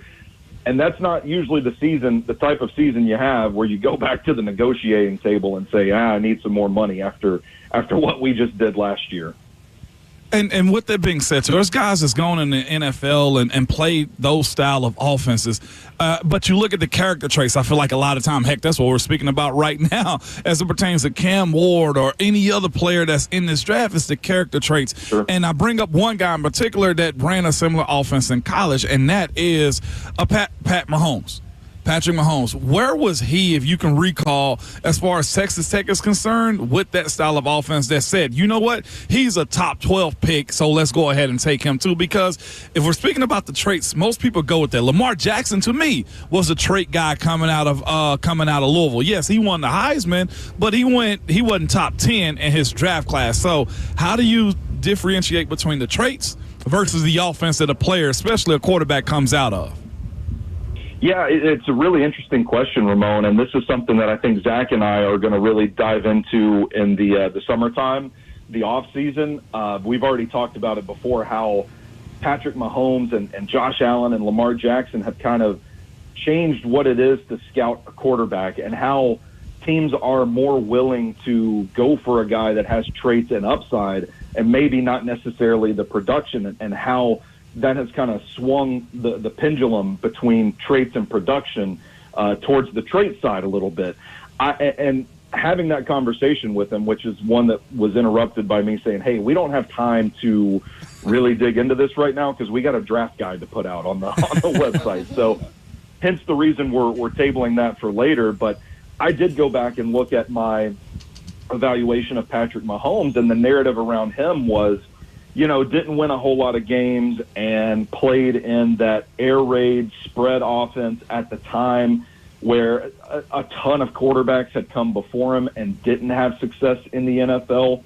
So there is sort of a precedent being set that has been set for the last 8 years at this point of guys coming from these, I don't want to say gimmicky offenses, but not your typical pro-style offense and having success in the league. So I do think that is something that Nico does have, those kind of traits. I mean, good athlete, really good arm talent, that I think that the upside is still there for sure. Stoney Keeley, our NFL draft expert. You could also catch him on the podcast Football and Other F Words. Let's transition into continuing to prospect here for the NFL draft that's coming up in 1 week. And what stood out to me, Stoney, is you were saying that this inside linebacker position isn't that deep, or there's not a lot to go over. Why do you think we're just not seeing as much depth and talent coming out of this year's draft at that position? Yeah, it seems like a really weird year, Kayla. And I know, I feel like we're going to get down the road here and we're going to realize how good last year's draft was for a number of positions. But even linebacker, it felt like there was a handful of guys at the top of the group that you could get that were going to plug and play immediately. And this is another thought that I've been workshopping that I've had to kind of table for the offseason, but looking at positions that have kind of evolved, changed, maybe even devalued in some sense because of how the college game is run and operated now. I think linebacker is one of those positions, and along with tight end, quarterback, like we just mentioned, has changed, but linebacker is one of them. I think there are 3 top 100 caliber linebackers in this class, and 3 guys that I think you could really plug and play immediately that could make an impact. And when you get outside of that group, you start getting to guys that, well, they may be really good run defenders, but they can't cover all that well, or they may be pretty productive guys, but they're a little undersized at the NFL level. You get these guys that have sort of developmental traits that may be an asset on special teams more so than the impact splash linebacker, which, we can acknowledge isn't exactly a premium position in today's NFL anymore. Stoney, I'm interested then to see who is your top inside linebacker right now, and why would you place him number 1? So I'm a big fan of Jihad Campbell out of Alabama. Okay. So my process, I do my overall big board, my rankings based solely on the tape, and just regardless of positional value, anything like that. Like I've got Malachi Starks at number 4 overall on my big board. I don't think there's any world we live in where Malachi Starks is going top 4. But in that context, I think Jihad Campbell has top 10 tape in this class. Really clean eval. He's a prospect where the tape and the testing really line up. Explosive, twitchy, long, off-ball linebacker that has some pass rush potential. He's instinctive, decisive against the run, has the lateral quickness to go gap for gap, defending the run. The change of direction ability is fluid. In coverage, he has speed to tighten windows, especially when getting to the running back in the flat. As a pass rusher, I think he's a threat for interior pressure just by alignment alone, and his speed and his ability to knife through gaps to get to the play and blow it up. Can sink his hips and dip around tackles as well. There's really not too much about his game that I don't like. I think there's an element of power that's kind of inconsistent, and that's the case for a lot of guys in this class. But for me, I had to really dig to nitpick at Campbell's game. I think he's a really complete prospect. Stoney Keeley of Football and Other F Words joining us this morning. Stoney, when you look at options for the Titans as coverage linebackers on day 2 or 3, is there a guy who makes the most sense for this team, in your opinion? Yeah, I think there are a couple of good coverage guys. I think there's a guy they've met with, actually, Teddy Buchanan out of Cal. They met with him at his pro day, and, the Titans aren't really sniffing around a whole lot of linebackers right now, so I thought that was particularly noteworthy. But then you turn on the tape, and to me, Buchanan looks like a human wave drill, like they run at the combine, just the lateral quickness, the drop back, the change of direction. He's got some shifty movement ability to cut off in-breaking routes coming in from the slot, good awareness from the neck up. I don't think he's a dent-the-pocket kind of power guy, but he does have a nose for the right gap in the run game, has some range, and he plays like his hair's on fire. I think he's projected as a late day 3 guy, fringe draftable, but I think when you're looking at the Titans' needs specifically, I just don't think that with their shopping list, so to speak, I don't see them investing a premium draft pick on a linebacker right now, so they're going to have to be looking at guys like this, and he seems to fit the bill for what they want in a linebacker. What do you see a guy out of Oregon, man? Jeffrey Bassa being one of those guys. I know he was at the Senior Bowl, had a pick there. I'm just not sure, after not watching a ton of his tape, is he the coverage type of guy that you draft if you get a 3rd round or 4th round pick out of a guy like him? Yeah, absolutely. I'm a big fan of his. He caught my eye at the Senior Bowl too, Ramon, and I do think that he has the speed to cover. In the NFL, I think he's going to be a little more costly than a late day 3 pick. I think you'd likely have to give up one of those 4th round picks for him. He's a tad undersized, but man, he is built pretty well. I mean, he is a thick, muscly dude. He's a fighter, has the speed to really stress running backs trying to get to the edge and turn the corner. He can run with crossing wide receivers underneath. In the trail position, he can really accelerate to close the throwing window as the ball arrives. To me, I look at some of his traits, the physical traits, the build, the size, the height, the weight, and I see a guy like Cedric Gray, who I think is going to be in a more developmental role for the Titans this year as well. I think that's a pretty apt comparison, but I think the cost might be a little too much for Bassa. He is Stoney Keeley, and the next time we talk to him on RKW, it will be draft week. Next Monday, we will do one final Cam Ward eval and everyone else who could become Tennessee Titans next week and weekend. Stoney, we made it. Stacking the inbox, the draft guide. I know it's going to be excellent with the hours you guys have put into it. We appreciate you as always, sir. Thank you. Thanks, Stoney. Thank you, guys. Let's go have a Monday.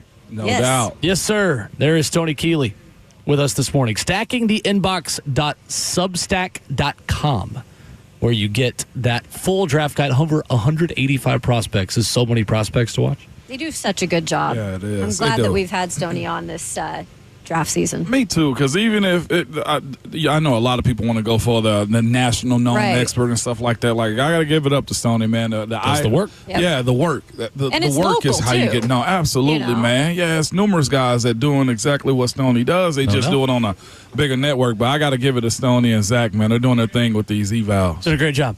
No doubt. 615-737-1045. Time to catch up on your phone calls if you've got thoughts on Nico Iamaleava in Tennessee. Again, VolQuest's Austin Price joining us a day early this morning at 8:20 to recap the wild weekend for the Vols at the quarterback position. Up next, though, a quarterback in the NFL is in doubt for this upcoming season, which means odds have moved significantly on where Shedeur Sanders could be drafted. That's next.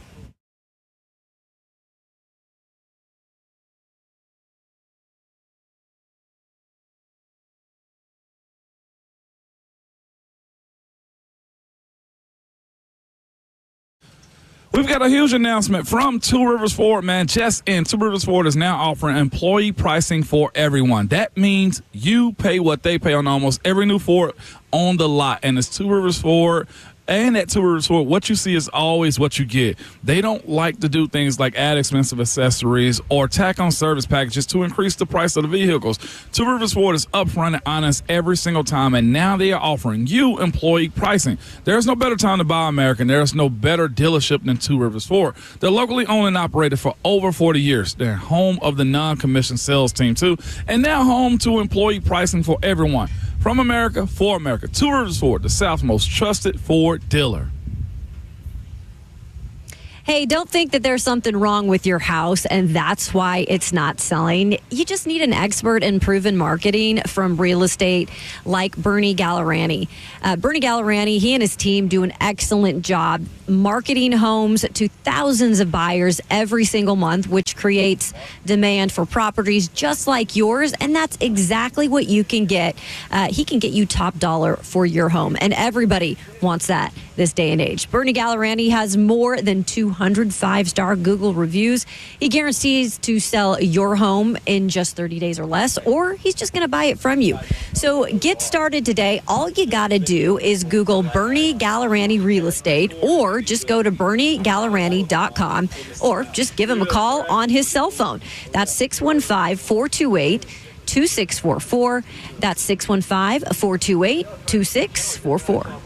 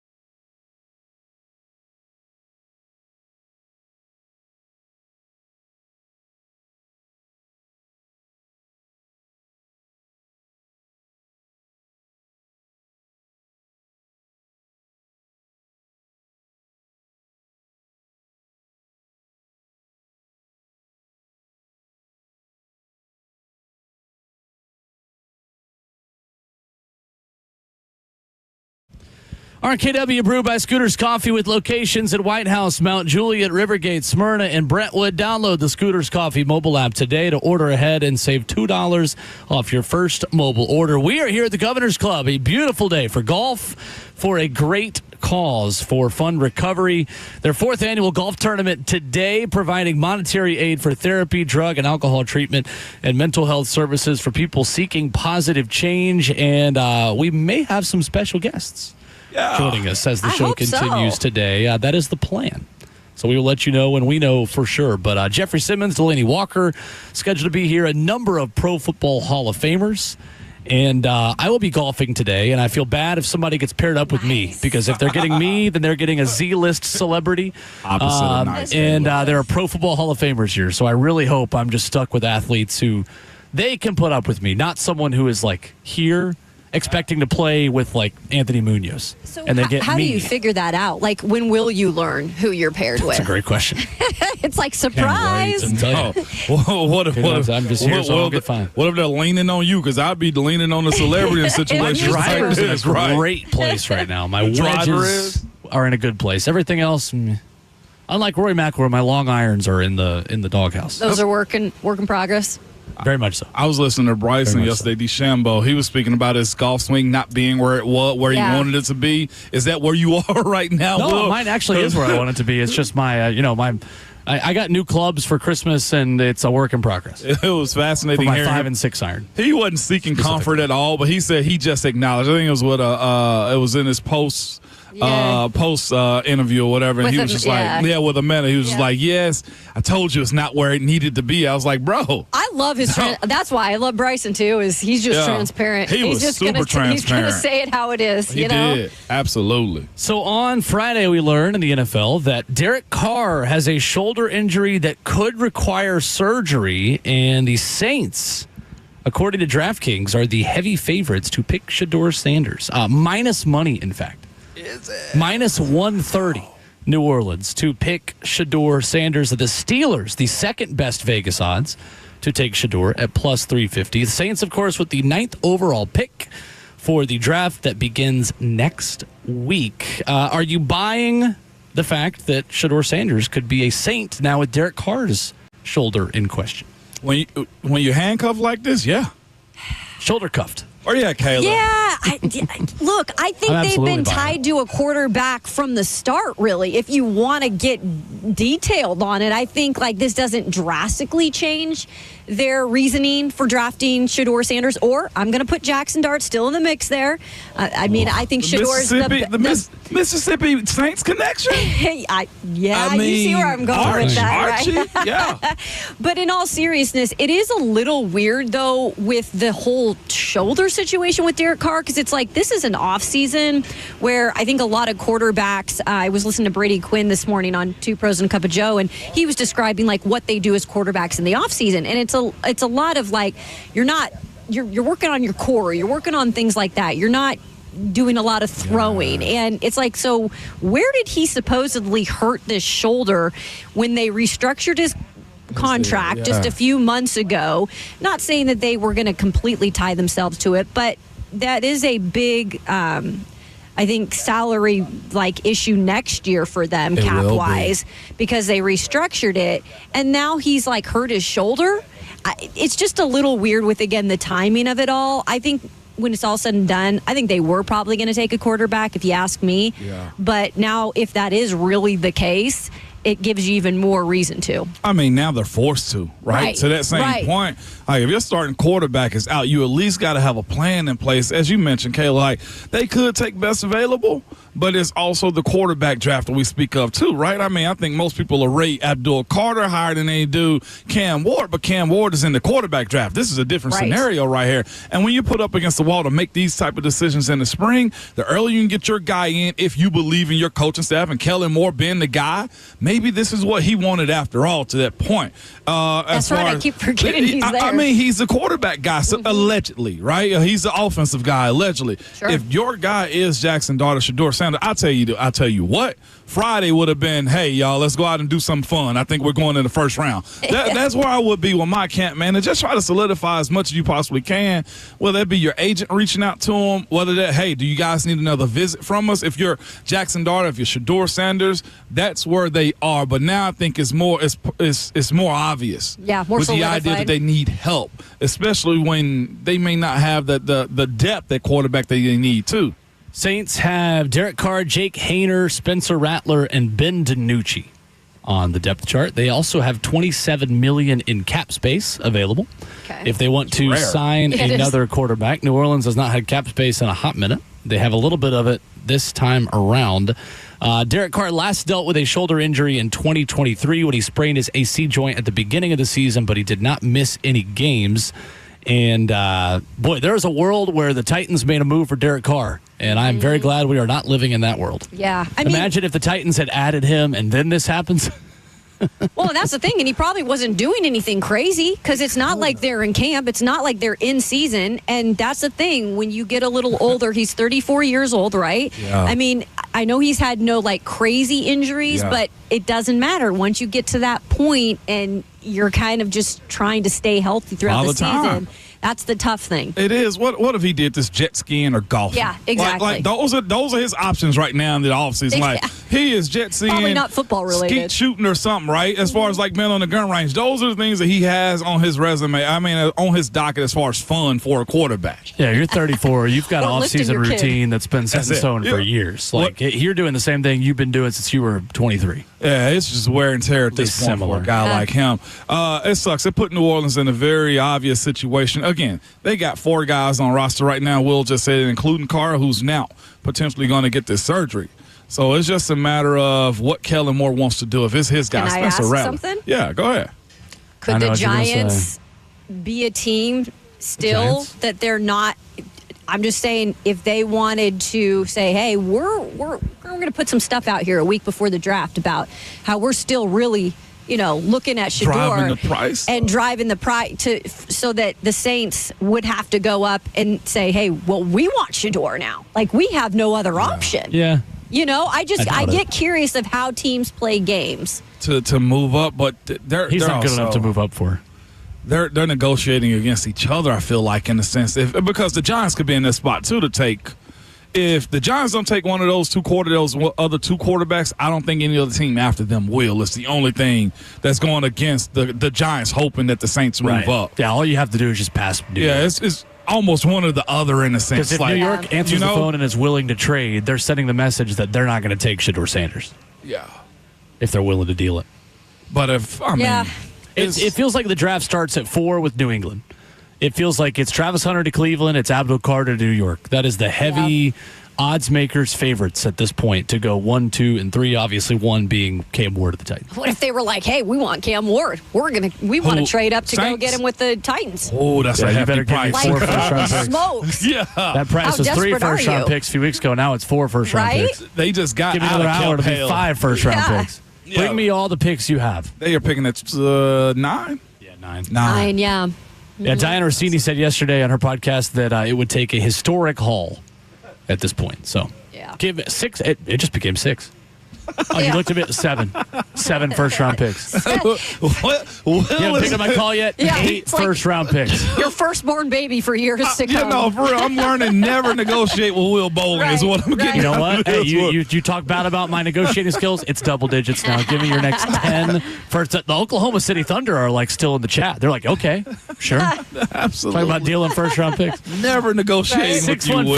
615-737-1045. Nico Iamaleava attempted to negotiate with Tennessee, and Tennessee said nope.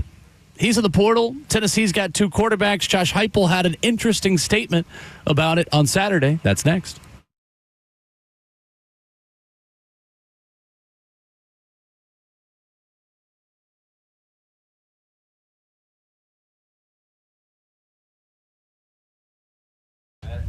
Hey, it's Will Bowling. If you've been looking for cars and you see the words buy here, pay here, maybe you've thought about heading elsewhere. But hey, I'm here to tell you there is one place you can go with a great reputation. That's my friends at Nolensville Road Auto Mart. And they're different for a few simple reasons. They have been doing business in Nashville for 61 years. Nashville natives that only sell clean title cars under 12 grand. So if you're new to town and you need a place to trust that know the market, they have got you. Maybe you're looking for that first car for the 16-year-old in your family. Don't want to break the bank.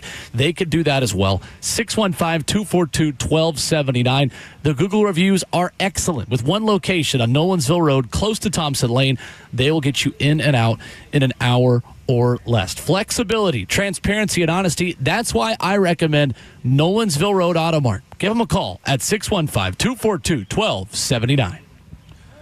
It's that time of the year when bugs become buggier, and it's that time of the year why I'm also happy to have All-American Pest Control, and I mean it, man. They take great care of me and my family, and have for years now, by the way, too. You know how it is, man. You want to appease everybody in the house, specifically if the wife's not happy with the bugs around. Nobody is. She wants every bug gone, and so do I, man. So we are set up on All-American's Complete Care Max program for pest control, mosquitoes in the backyard. I promise y'all, in my backyard, you can just sit back there and have a good time. Termites and yard, man. What I love is this, man. If a pest gets inside, all I have to do is give them a call. They send their pest experts back out to treat inside for no extra charge. It's fantastic. Call All American today or simply visit yuckbugs.com. That's yuckbugs.com.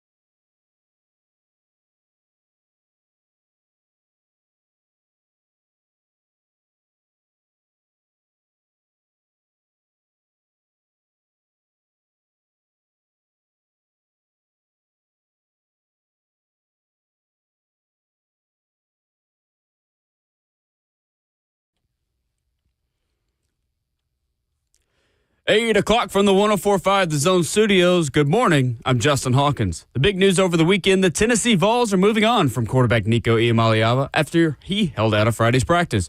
The move was announced by Josh Heupel, head coach, Saturday ahead of the Tennessee orange and white game.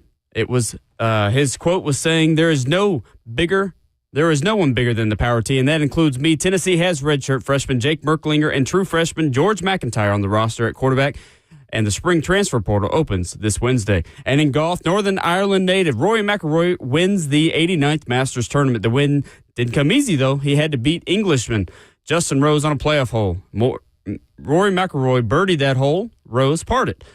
This is McIlroy's first Masters win and becomes just the sixth golfer in history to complete a career Grand Slam, and the first since Tiger Woods achieved this back in 2000. And in Nashville news over the weekend, the Nashville Predators lost 5-3 in Vegas to the Golden Knights Saturday night. The Preds will play tonight at Bridgestone Arena against the Utah Hockey Club. Puck drop is at 7 p.m. And Nashville SC beat Real Salt Lake 2-1 at Geodis Park thanks to Sam Surge's penalty kick goal in the 91st minute.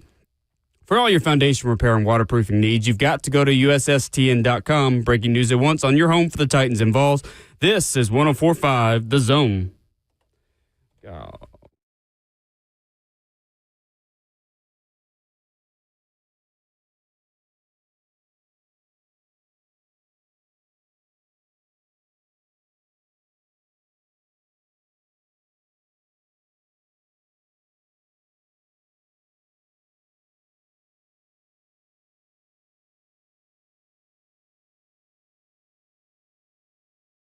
RKW Brew by Scooters Coffee continues this morning, and you can continue your morning with some Scooters. Whether it's a cinnamon roll, a cup of coffee, a protein smoothie, you got locations at White House, Mount Juliet, Rivergate, Smyrna, and Brentwood.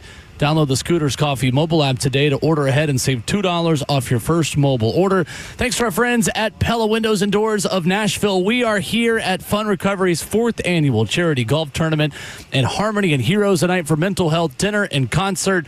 That is tonight at City Winery downtown. Fun Recovery provides monetary aid for therapy, drug and alcohol treatment, and mental health services for people seeking positive change. A who's who of pro football Hall of Famers here at the Governor's Club in Brentwood, teeing it up this morning, and a great calls to their dinner and concert tonight. We are going to have a couple of Hall of Famers here on this program this morning. Yes. Going to have legendary Minnesota Viking John Randle on the show, former Seattle Seahawk as well, Yep. and Anthony Munoz, legendary Legend. offensive lineman, going to join us. Another AFC North lineman to add to the mix here. AFC Central, I should add as well, for Mr. Munoz, who is going to stop by here at the table, having a good time here on this beautiful morning. It is heating up because I had my coat on in the last segment, and that coat had to go off. I need because some the of that. sun is out. You want this big coat I'm over. here? I need some of the sun, Kayla. Yeah, I I'm know. on the I shadow got a little side. now. Yeah, You are the I'm shadow, on the shadow side. Feels good though once the sun comes out. Yeah, gonna be a beautiful day. I'm looking forward to it, You man. said 84? 84 high today, What allegedly. in the Yeah, world? Yeah. I mean, it's April. Not complaining. For whatever time of we year. dealt with the Yeah. last couple of weeks with storms, y'all better get outside today. It is right. one of those days, man. Absolutely. Of course, the headline of the weekend, Nico Iamaleava transferring out of the Tennessee football program. We will talk with VolQuest's Austin Price about everything we know at this point. Coming up in 15 minutes about the final hours and days of the Nico Iamaleava era at Tennessee and where Tennessee goes next. Let's start with Josh Heupel talking about Nico in a very candid press conference on Saturday after the spring game in Neyland Stadium. Here is Tennessee's head coach talking about what is next. I'm sure I'm going to get asked about this here in a second, so I'll address it on the front end. Today's landscape of college football is different than what it has been. It's unfortunate, just the situation and where we're at with Nico. I want to thank him for everything that he's done since he's gotten here. That's as a recruit to who he was as a player and how he competed inside of the building. And so a great appreciation for that side of it. Obviously, we're moving forward as a program without him. I said it to the guys today. There's no one that's bigger than the Power T, and that includes me. And they hear me say that a lot inside of that team room. This program has been around for a long time with a lot of great coaches, a lot of great players that came before that laid the cornerstone pieces, the legacy, the tradition that is Tennessee football. It's going to be around a long time after I'm done and after they're gone. And that's what's special about being here, is that there is a legacy and a tradition that is so rich, and a logo that's recognized not just across the nation but across the world too. And today you got a chance to see 110 guys that ran out and competed their butts off, that give their all for Tennessee and do it the right way, and really proud of the spring that they've had, but also how they culminated it as well. So excited about where we're at this point. Man, there's a lot of work for this team to go continue to grow, to have the ability to chase the things that we want to in the fall. But we're where we need to be as well, and our coaches and staff, guys that have been here over the last 4 years, have rebuilt this program, and it's built to win. And I say that as we're moving forward from today too. This program's ready to go win next fall, and as a program, since we've been here, we've won with a lot of different QBs. Done it historically in my career with a lot of different QBs. Some of those guys have been older, some of them have been younger, but we'll have a quarterback that's ready to go win and help us compete for a championship. So I'll open it up from there. That is Josh Heupel after the orange and white game on Saturday. Yeah, to me, this was where I've been with him. But for the most part, is hearing him say we've won with different quarterbacks, young and old, and different types and styles too, I think paints a bigger picture into why the decision was made to not bend the knee a little bit, right? Like, if you feel like your system works, or the place, the institution of the University of Tennessee, or wherever the heck you are as a coach, is bigger than one person, then you have to lay with that. You have to believe in that, and you got to show the guys that are left behind, this is how it's going to be here. Yeah, I do believe certain guys have that certain flex, that they're able to pull these types of stunts and get what they want, right? I think Boo Carter's importance to this team allowed him to do that. I think Ricky Gibson's important to this team, allowed him to do that. I think David Sanders commanding what he wanted in recruiting allowed you to do those things. And I continually push back and say, well, why wouldn't you pay that guy? It's because you didn't want to deal with the parents, right? It's because you didn't want to deal with the situation. Did you see his ceiling lower than you thought it could have been, and somebody can do equally what you wanted him to do? That's not saying that Nico Iamaleava is not going to be a stud of a guy, right? If he goes somewhere else, I'm willing to live that life, though. I said on the broadcast and Swain backed me up on this one, too, and there's been other guys I think feel the same way.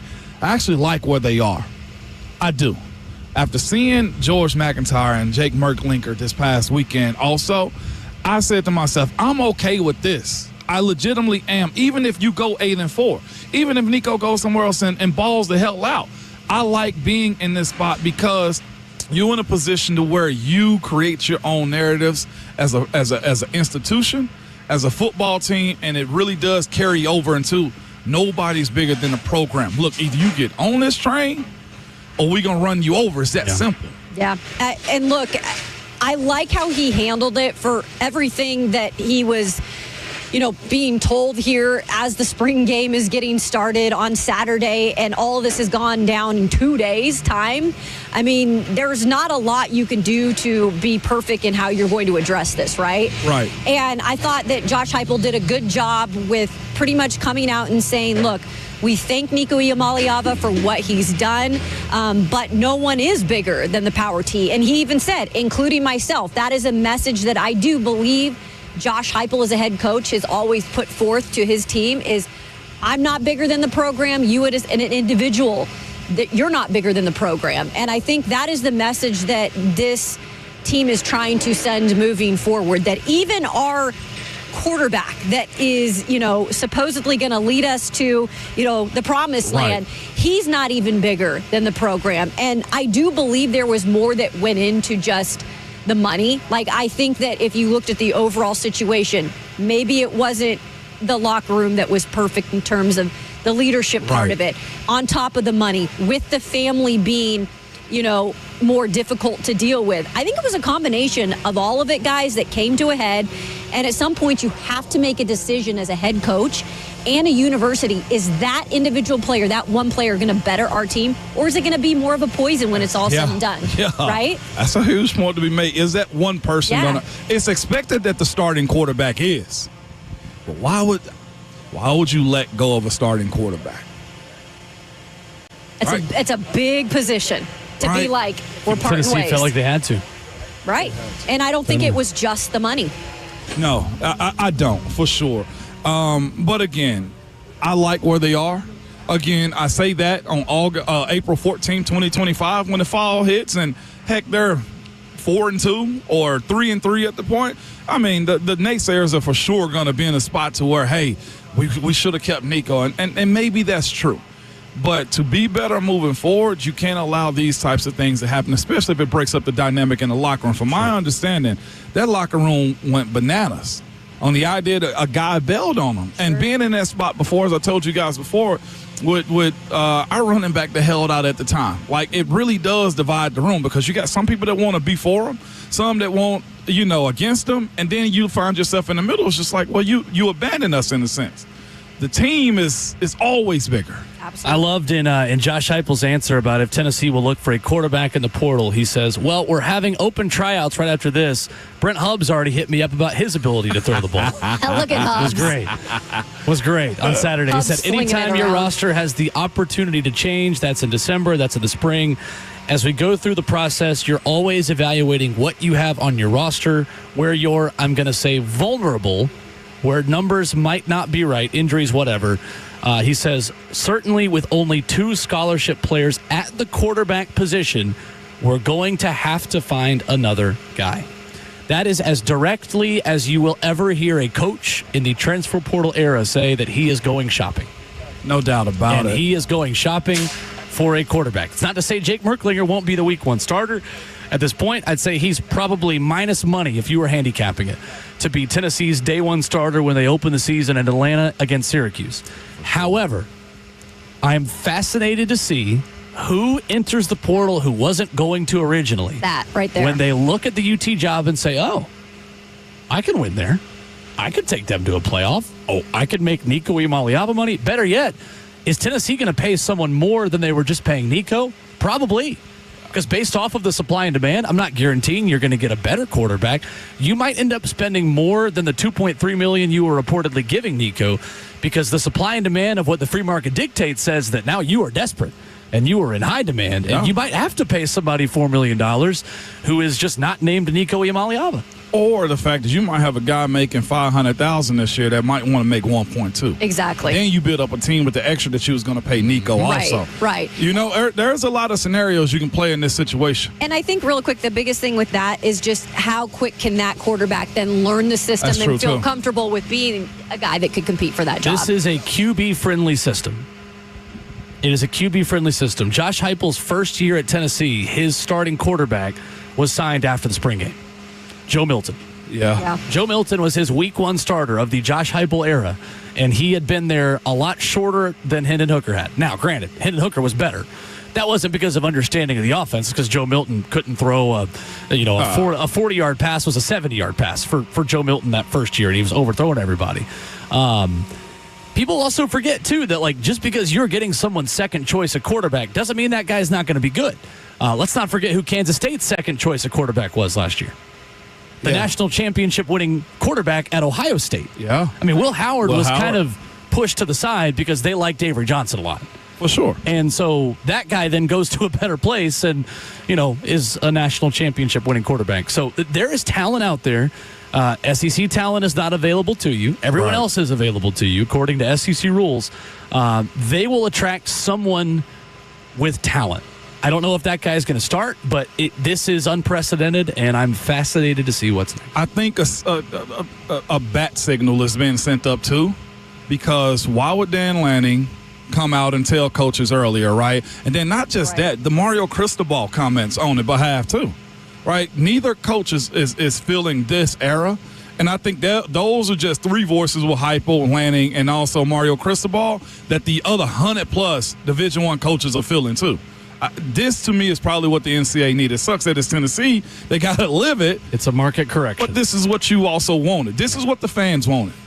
Coming up, VolQuest's Austin Price joins us a day early, recapping the latest out of Knoxville, Nico, and the quarterback portal next.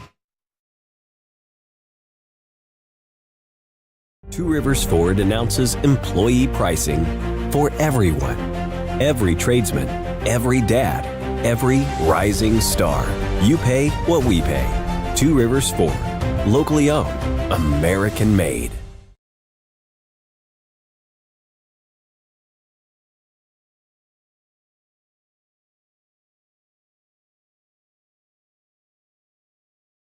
It's Ramon Foss for Heupel Plumbing, Heating, Cooling, and Electrical. Good people, man. They've been in business since 1990 and are family owned and operated. Jimmy Heupel, recently named amongst the most admired CEOs.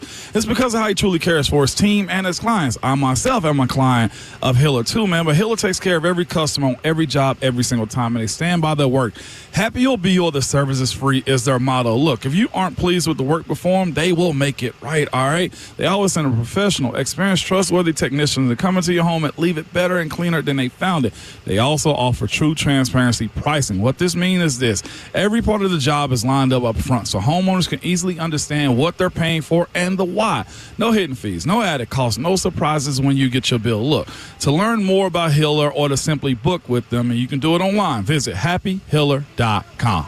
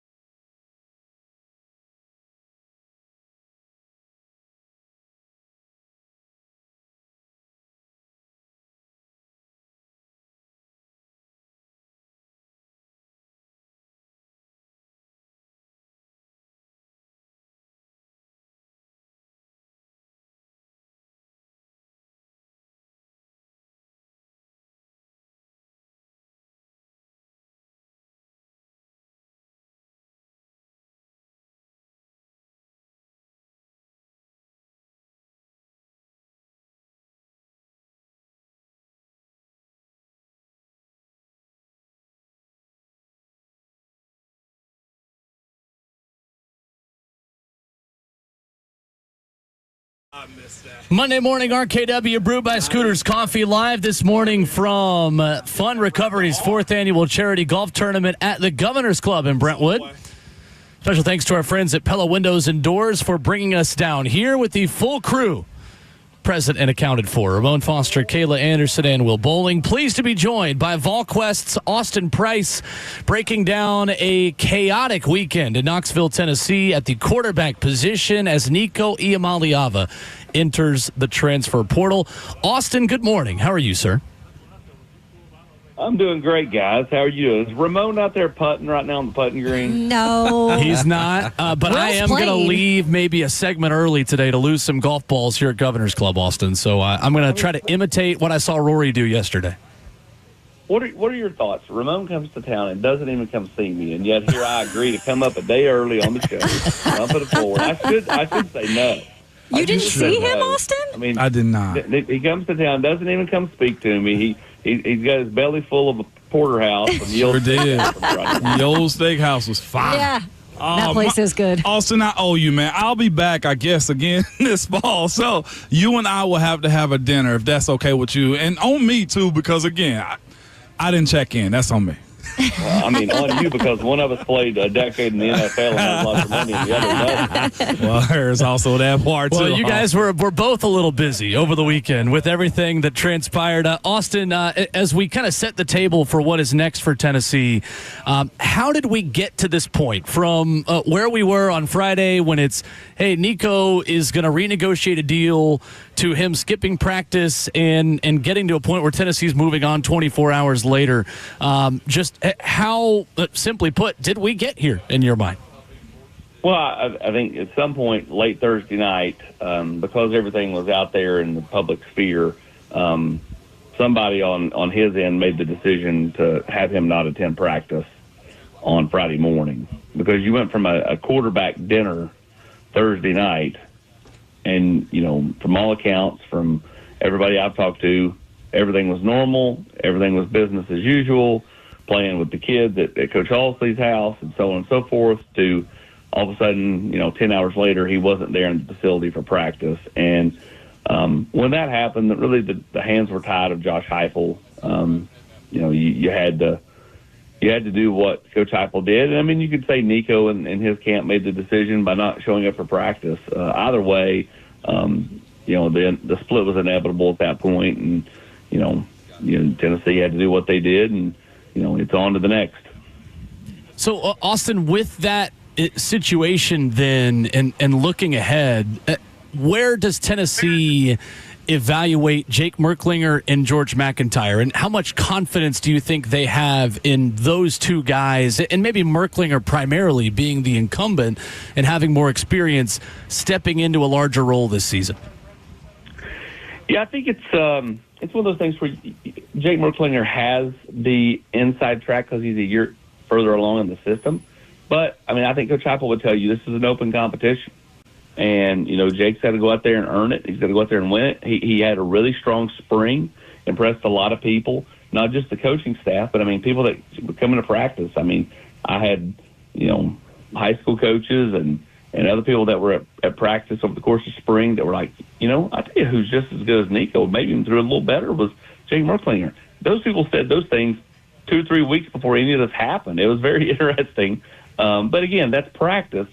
He's got to translate it to the field. And, Jake's had a strong spring. And I think the biggest thing for Tennessee is they've got to add somebody else to the room. And, they can't go into the season with just 2. They've got to add somebody. The question is who's available, who reaches out to Tennessee, because that job's now a pretty attractive job open, right? I mean, how many agents that, have quarterbacks are going, Tennessee's open, and I mean, look what Nico's getting paid. It'd be a nice payday, go over there. I mean, all of a sudden they start, trying to back channel to Tennessee about interest in players. Again, I'm fascinated to see what happens over the next couple of weeks with the portal open for 9 or so days. Like, what happens? There's going to be lots of rumors. I've said for the last couple of days, it won't be as bad as the groomers, but the search for another quarterback is going to have a lot of chatter out there. and you're going to have to filter through what's real and what's not.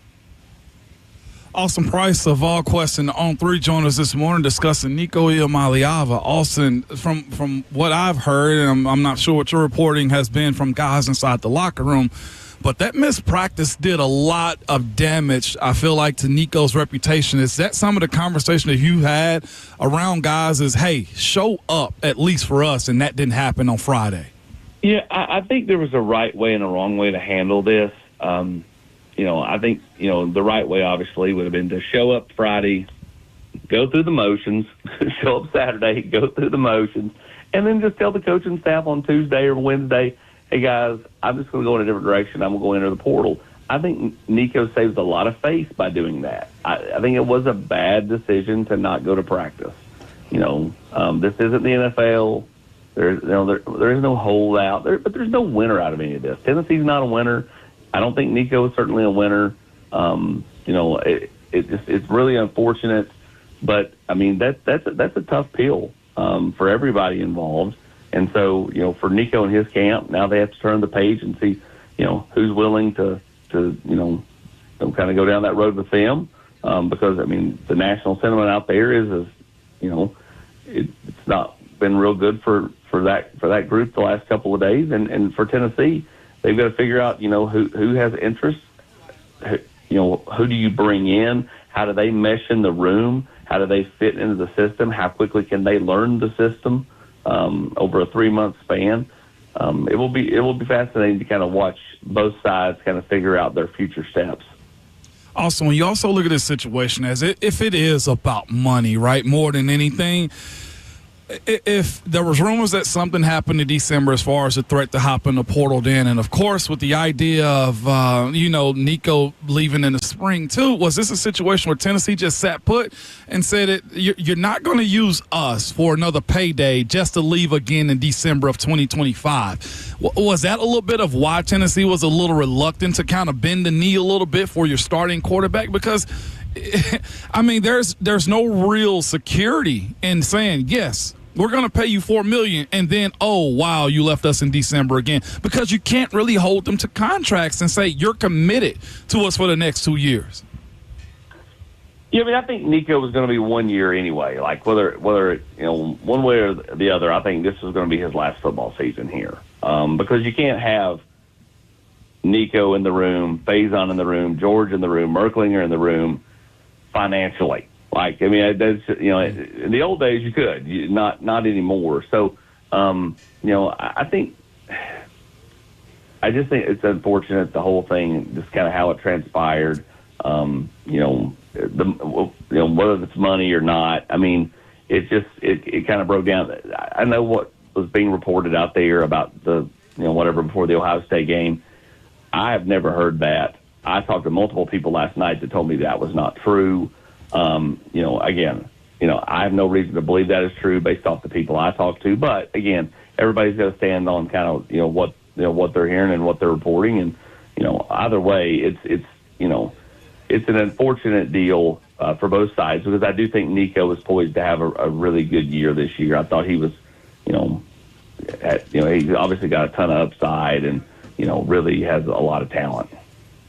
Austin Price, our good friend of VolQuest, joining us this morning on RKW. So when it comes to adding someone from the transfer portal, and again, there are quarterbacks who can now enter that, maybe seeing some intrigue with Nico Iamaleava leaving. Austin, I know this is a quarterback-friendly system with Josh Heupel, but realistically, how tough is it to come in at this time of the year and maybe have that guy be ready, or do you go with one of the younger guys and, roll the dice on them? I was just doing Birmingham radio with Cole Kublik and Greg McElroy before I came on with you guys, and I asked Greg, I said, you played the position. How hard is it to arrive in May and crash course a new system, maybe a system you're not familiar with, and have success? And he goes, well, I'll look back at, Joe Burrow. He goes, look at Joe Burrow in year one, having arrived in May, and look at Joe Burrow in year two.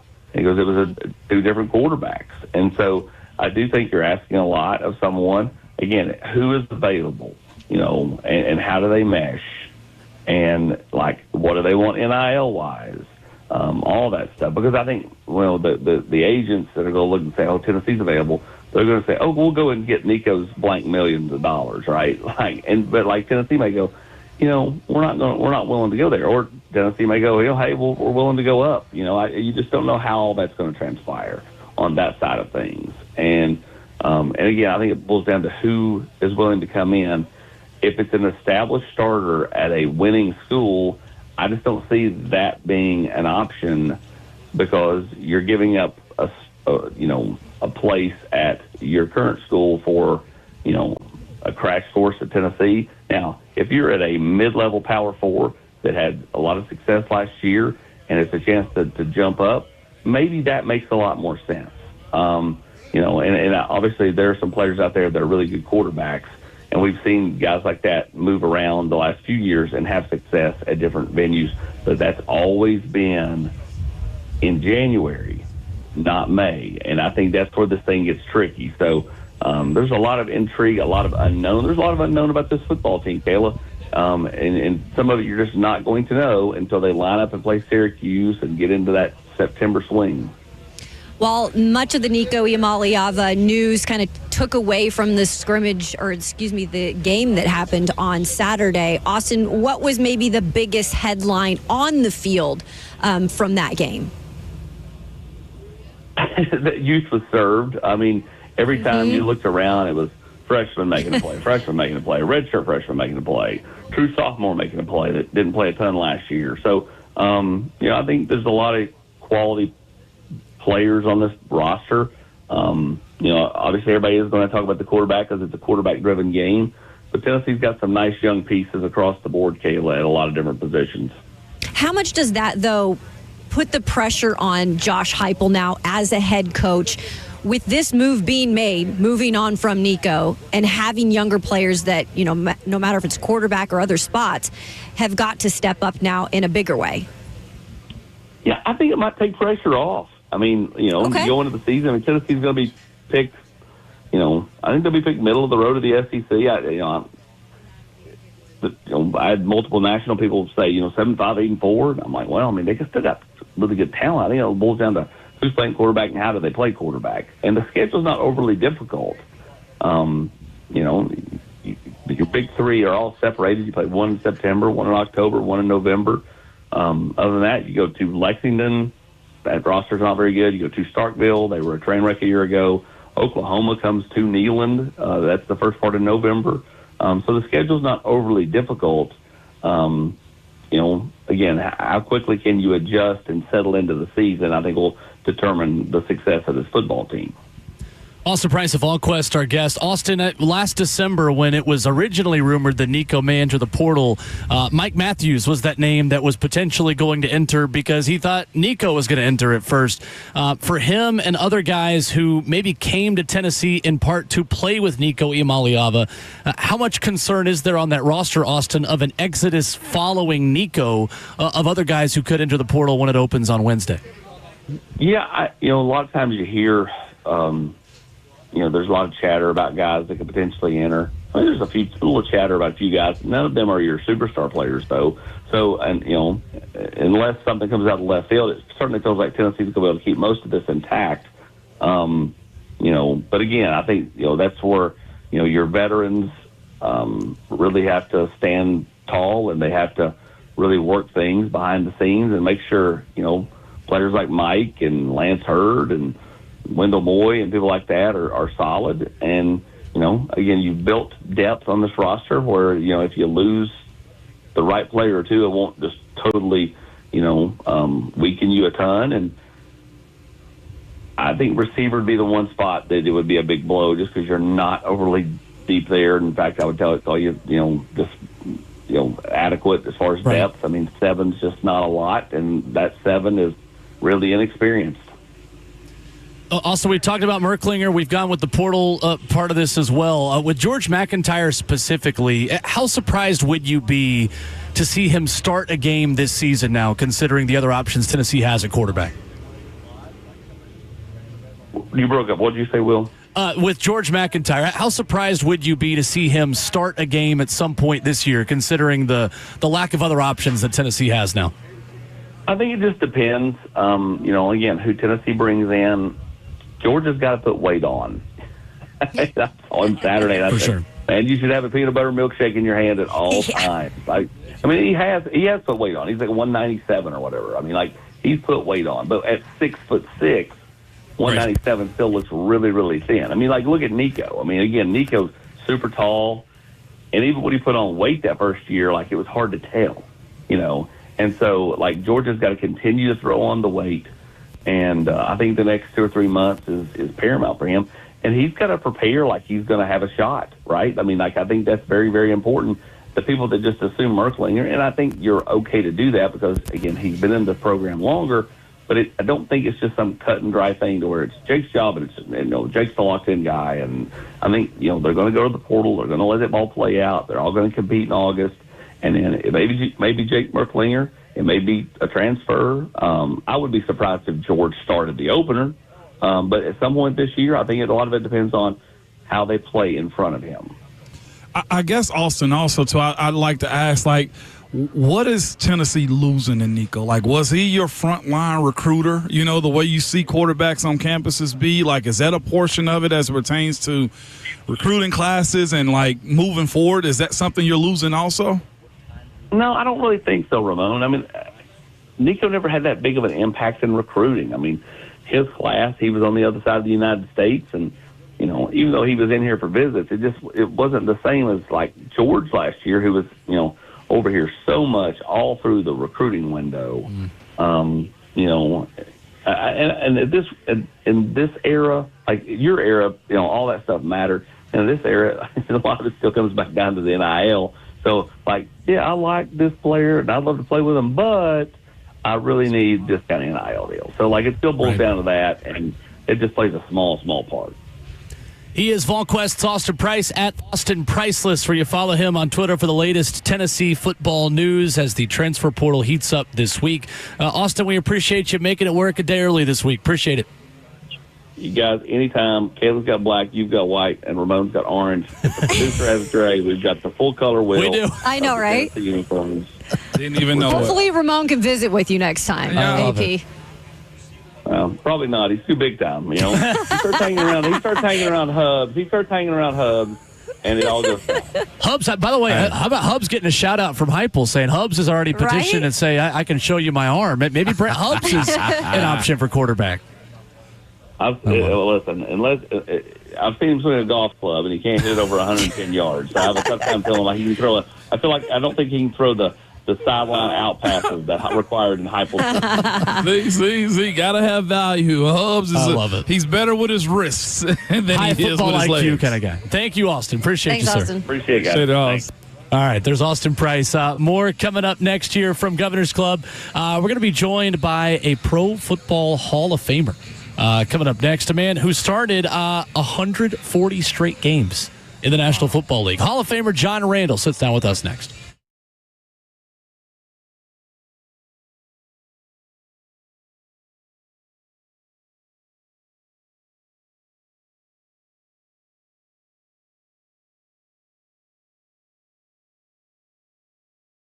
The jury buying event everyone waits for is coming, all right? April 25th, 26th, and 27th. It's Genesis Diamond's biggest event of the year. 3 days only. Unbelievable store-wide savings and up to 35% off some items, man. And the selection is like double the norm, too, with top bridal designers coming in, showcasing all their new collections. Beautiful, one-of-a-kind pieces, including all new engagement ring mountings. It's more jewelry than you've ever seen in one place at prices you've never thought possible. Rings, earrings, pendants, bracelets, bands, stunning fashion jewelry that you won't find anywhere else. Check out thousands of engagement ring settings in gold and platinum.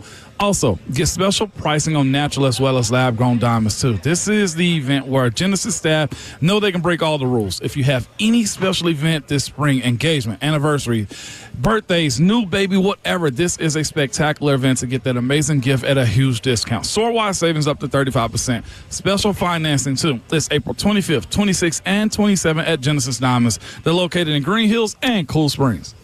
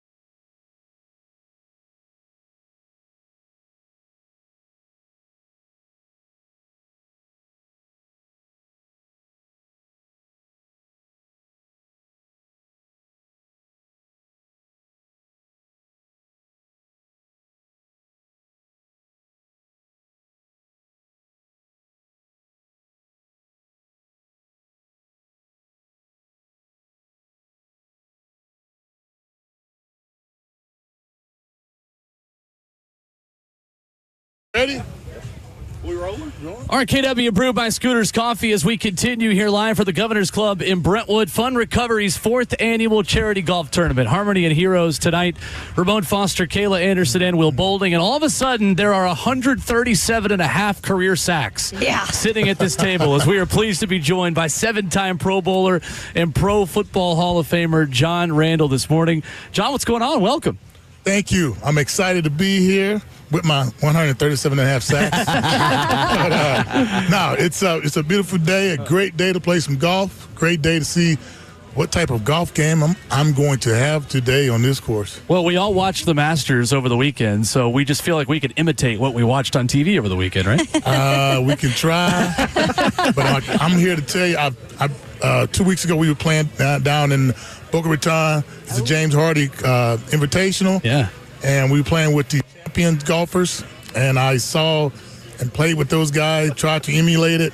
Man, it wouldn't happen. They still get after it, don't they? Man, they get after it. I'm still going through some withdrawal because, man, I hit a couple shots up in the stands. Yeah. And if anybody was down there, I just want to apologize to you.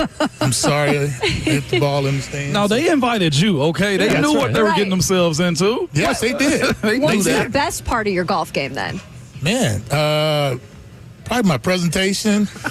Okay. And that's about it. Right? Your intimidation as you walk up to the tee. Nah, I'm more smooth with it. I'm kind of like bring out the cigar, kind of put my hand out there, get that, hey, and, John Cena a little bit. Then after that, it just goes downhill.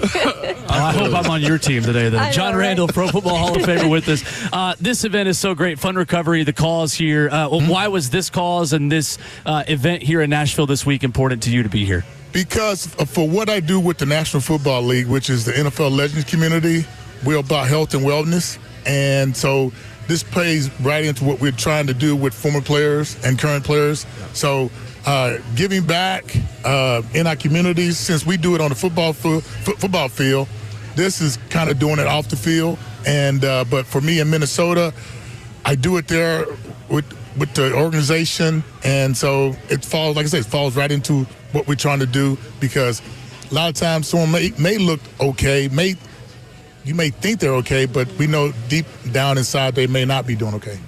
Hall of Famer John Randle with us this morning. John, on that same side, man, in the era where I played and where you played, it was almost in a sense that you hide everything. Yes. And I'll never forget, like, when the concussion stuff ramped up a little bit more, I had a deal with my center, Marquise, and Pouncey, and I'd be like, hey, if you have an issue, say something. And it became okay to say something, man. As somebody that's played in your era where it was hard, 2 a days, 3 a days sometimes, are you glad to kind of see that be a part of it too, man? I am. And that's why, for me, oh my God, I don't want to go into all the details of it, but one of the things I do is playing in different guys' golf tournaments, and you run into guys who tell you about somebody that's not doing okay. And so for me, I guess for the Legends community, I'm one of the first lines of defense. So I go out there, I talk to a guy, and if I get just a little hints of something going on, I'm calling the right people for him. And because for me, man, we play such a great game, but a lot of us, unfortunately, not the money or not the prestige of Hall of Fame or whatever. And a lot of guys feel once the game is over that their career and their life's over. And I tell them, no, it's not. And so, man, for my teammates or guys I played against, I want to look out for you, because for me, you played in the National Football League, it's a brotherhood. It is. And so for me, it doesn't matter. You played for 1 week, 1 day. You played, and so therefore I want to look out and try to take care of you. No doubt about it. That's something I feel like a lot of guys do when we retire. We go away. A lot of guys want to not be seen, man. I tell guys all the time, go get a buddy. I know we're on our phones a lot. Get a group chat. Like, if you got something, say something, man. And that's been one of the most crucial parts, I would say, in my retirement, is being able to say, yeah, I'm not okay today. Oh, my God. It's such a huge thing. And a lot of times we won't talk to our wives, but we'll talk to our old teammates. And so for me, man, talking to guys' wives and trying to find out. I mean, because I've got 5,000 guys' numbers in my phone. Wow. And I'm constantly talking to these guys left and right. And a guy either is on Instagram or he's not on social media, he's on LinkedIn, or he just may be in a group chat not saying a word, and I'll look out for him. I'll go to his house. Man, I'll come to your garage. I'll go find you out in the field, whatever you're doing, I'm going to find you because I want to let you know that we haven't forgotten about you. Even though the game is done, the locker room is still there. And so for me, man, it's in my heart, it's a special moment trying to just when I can find that guy and tell him, hey, you know what? We got something for you. Yeah. We got something. We got guys who want to get together because, like in Minnesota, I do a coffee once a month, a coffee. Where anybody can come in there, sit around, no matter what team you play for, come sit down, hang out, socialize. Coffee is free, and just chit-chat. We can talk about whatever you want to talk about. Then we do another one with cigars in Minnesota. Then we do one, it's just a lunch with the guys. Nice. So for us, for me personally, man, this is right what I'm trying to do. Is look out for guys who think the game has forgotten about them. I want to let them know that we haven't forgot about you, and we're looking for you. What I love about this event, too, John Randle joining us on RKW this morning, is you got guys from all over the league, some that are retired like you, some that are in the league right now like Jeffrey Simmons over here who plays for our Tennessee Titans. How great is it to get to speak with some of these guys out here? A little fist pump out there. Delaney Walker's over here. How great is it to kind of intermix and talk with these guys? It's so great. So Delaney and I work together for the Legends He's community. He's the best. So it's always He said tight end blocker. You see him blocking right now. Yeah. But hey, roll the hips, Delaney. Roll the hips, baby. No, it's great to see the guys because, a lot of times we haven't seen each other for months or years. But just, like I said, it's like the locker room. So it's just coming back. And like I said, the locker room is not 50 players, or not 80 players. It's over 25,000 former players that played in the National Football League. So that's the size of the locker room. So seeing the guys, man, bring back so many good memories, funny memories, bad memories. But you know what? To be together, man, it's like family. That's what it's like. It absolutely is. Go ahead. Real quick, as an undrafted, to make it to the Gold Jacket, did you imagine? I mean, pretty special. What was the switch? Who was the believer, and where were you mentally in that moment? I mean, to walk it down the way you did. Man, going to Minnesota, I was down in Tampa, and I said I knew I wasn't going to. They wanted me to play the linebacker. I'm like, I'm not playing linebacker. So I'm going to Minnesota. I leave Tampa. It's like 90 degrees, palm trees, everything. Get to Minnesota. It's about 30 degrees. It's snowing. And I just said to myself, you know what? I got to give it a try. And the guy who opened the door for me is a guy named Paul Wiggins. He was the guy who believed in me when nobody else believed in me. And so Paul was the one who stood on the table basically and said, there's something about this guy. And he goes, we don't know where to play him at, but it's something about him. Then a guy named John Turlink, who basically took me and he was like Mr. Miyagi. And man, wax on, wax off. He told me that the road isn't a one lane. He goes, you can go around them. You can go inside, outside. And man, the light went off. And after that, I was like Bruce Lee back in the day. I was in my garage working my moves, trying to perfect the moves. And it just took me to another level. And I was just talking to Dwight Freeney last week about this because he had the same coach. And we talked about John Turley was the guru. But, man, he did things to you that you just – they told you can't do this on the football field. You're not the right height. You're not from the big school. Right. Like, we're expecting you to be from, like, Tennessee or somewhere. I'm like, nah, I'm from a small town. No, I'm just – I know what you mean. But that's what he said. And, man, it just – it changed my life, man. I mean, even to this day, something new, something special happened. I mean, I'm happy to be here today, too. But, man, it changed my life from walking in as a free agent when they was only paying you like pennies back then, and changed my life, man. And just God bless me. As a fellow free agent, too, I admire it, man. That you said paid you pennies. I got $8,000 as a priority free agent. Okay, you got me. I got $5,000. Dude, it's something so funny. They go, we're gonna give you a signing bonus. I said, well, really? What is it? We're gonna give you $5,000 after taxes, man, and FICA and all. They took their money. Then the second year, yeah. Well, I was. Then they told me, then my contract was like 50. I'm like, next year, we're going to give you a bump in pay. I'm like, whoo. Yeah. What you going to give me? 55. Wow. Hey, Mr. Randle. How the game has changed. That's We crazy. continue to chase that for 11 years. Every year, I never felt comfortable. And I know yours is a little bit different with the Pro Bowls. We can go on. We're up against the break, man. Yeah, but I'm you're telling good. you, I know. I admire it, man. And just That's awesome. congrats again. Yeah. Appreciate you, bro. Absolutely. Thanks for Pro joining Football us. Hall of Famer John Randle sitting down with us today. Thank you so much for the time. Seahawks, baby. Coming up, Jeffrey Simmons sits down with us next.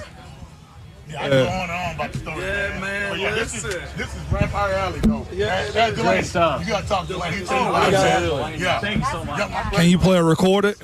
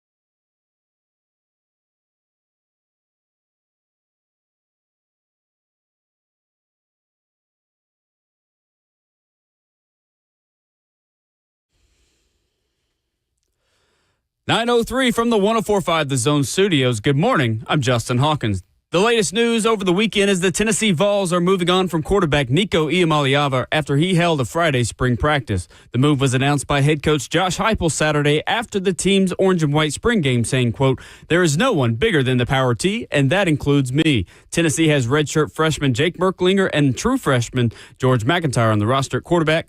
The spring transfer portal window opens this Wednesday. And in golf, Northern Ireland native Rory McIlroy wins the 89th Masters tournament. The win didn't come easy as he had to beat Englishman Justin Rose on a playoff hole. McIlroy birdied while Rose parred that 18th hole. This is McIlroy's first Masters win and becomes just the 6th golfer in history to complete a career Grand Slam, the first since Tiger Woods did this back in 2000. And in Nashville over the weekend, the Nashville Predators lost 5-3 in Vegas to the Golden Knights. The Preds played tonight at Bridgestone Arena against the Utah Hockey Club. Puck drop at 7 p.m. And Nashville SC beat Real Salt Lake 2-1 at Geodis Park Saturday night thanks to Sam Zurge's penalty kick goal in the 91st minute. For all your foundation repair and waterproofing needs, you've got to go to USSTN.com. Breaking news at once on your home for the Titans and Vols. This is 104.5 The Zone.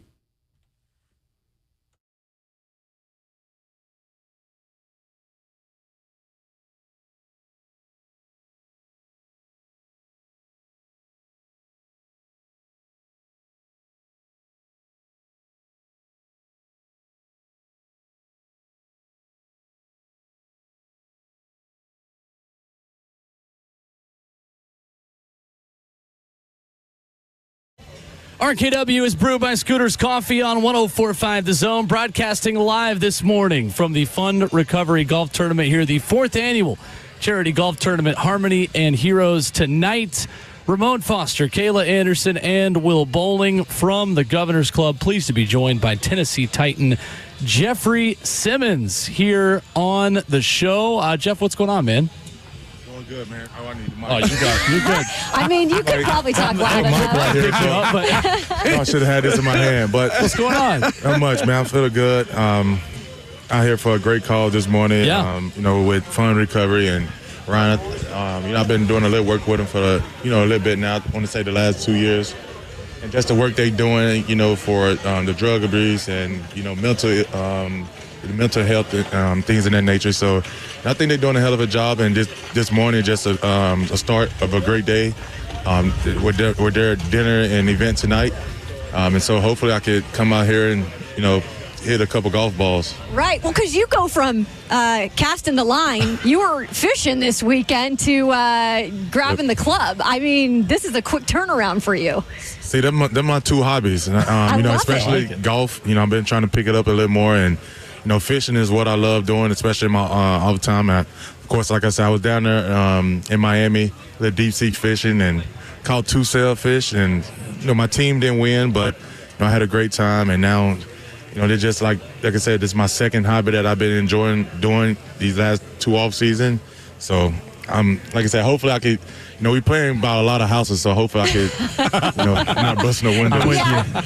Last time I was here, I heard a crash, and I ran to the next hole. Yeah, exactly. No doubt about it. Jeff, how's the offseason been for you, man? Man, it's been great. I've been working my tail off in Dallas. I know you guys hear from a lot of guys like, this is the best I done felt, but, I've been moving. I've been doing a lot of movements, especially footwork stuff.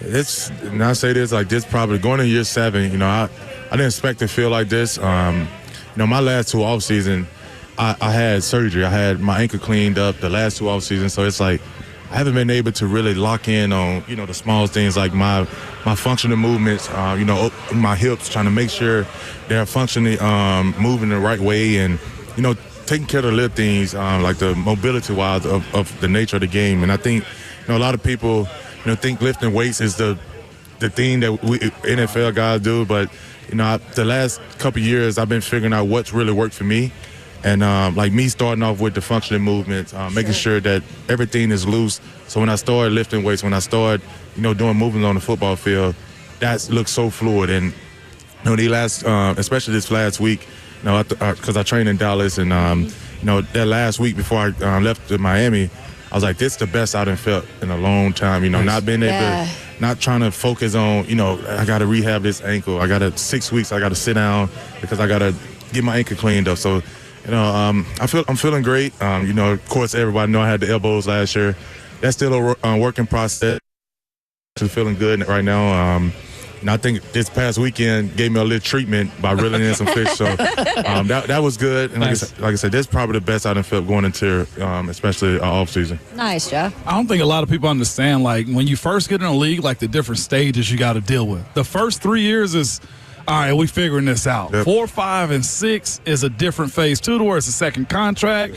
You know you're not getting cut. You know, like, goals at this point. And you mentioned that year 7. Like, year 7 to, I say 10, 11, man, is where you really get, like, the savvy part. Is that where you're trying to go? Because, as you said, you're known as a guy, man, that's going to go down somebody's face and just, hey, you're going to have to deal with me for 60 minutes. Is that a part of your game that you want to strategically get the finesse, the bend, the unpredictability of your position?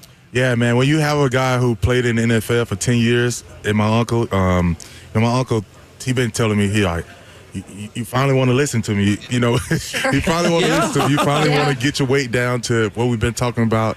We talking about my goal, my weight. I tell you guys, like, I don't want to play over 305 this whole season. I want to keep it, from 295 to 300. That's my goal. And, just to, each and every game, maybe you'll see me hit a finesse move or here and there, but I think now I know what team trying to do on me. I know, like, I'm going on year 7. I want to play a long time. I want to be able to, sustain, that high level of playing. So now it's like, how can I switch my game up a little better, a little more, especially throughout the season when I started to figure out teams. And like I said, going on year 7, it's like, there's no sense of just trying to run down people's face. I know I could do that. So now it's like, doing the things that I'm doing right now, especially in my off season, is trying to prepare for that next step. Because like you said, I mean, at this point, I know who I am as a player. Now is because I still feel like I got so much more to reach to my highest level of playing. I feel like I haven't met that. So I think at the end of the day, when you can figure out, especially, like I said, having a mentor like my uncle that could show and tell me, like, I've been telling you this for a long time. You finally want to listen to me. Hate when they write. I'm like, finally grown up. It's like every time we work out here, it's like, well, I told you so. It's like, I get it. I'm like, like I said, it's good to have that because, like I said, he know my mindset. He know what I really want as a player, and each and every week, I mean, no matter what day it is, he tell me, and this is what get me going. I'd be like, you know what? F this. Come on. I'm tired of talking. Let's work. Yeah. He tell me this right here. He said, I'm still sitting at the table by myself. And he say that my uncle, he had a 10-sack season.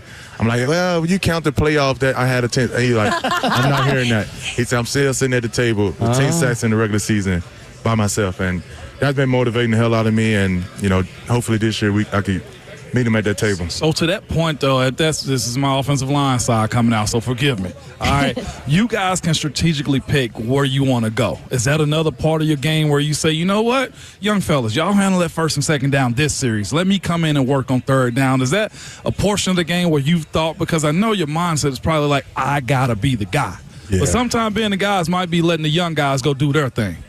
Yeah, I think at the end of the day, man, I done talked to the Rock. I done talked to, even when Big T was here, he used to say, man, you playing so many damn snaps. Yeah. And, the thing was, especially as someone like myself, I want to be out there every down. I feel you. Sure. And it's like, when that fourth quarter hit, like, I still try to give my all, but in reality, I don't still have that same get off from that first quarter. So it's like, how can I sustain that? And that's, like I said, even with the training I'm doing, like, that's what I want to get to be able to sustain that. But also, it is smarter to be able to, all right, guys, I just had 2 or 3 series in a row. Y'all go in, I'll be in on third down. And that's one of the things me and Rock talk about as well. And we have to work together more on that. So, but I think at the end of the day, man, like, that is going to be my mindset going into the season. How can I, make sure that I'm ready for the fourth quarter? How can I be ready for it even in the third quarter, because coming out to halftime, it's like, sometimes, it's like, golly, I done played a lot of snaps. Sure. And I think at the end of the day, we know that, it's a team sports. And when you're able to have, complementary football, that's when you maybe can play a little bit less snaps. But, I think at the end of the day, we just have to figure out a good plan for myself and going into Sundays. With Harold Landry gone, and I know that's a big part you probably miss, and he had been here a long time, as were you. You guys added some pieces. What do you feel about early on with the pieces added, and what more do you guys feel like you need to do up front?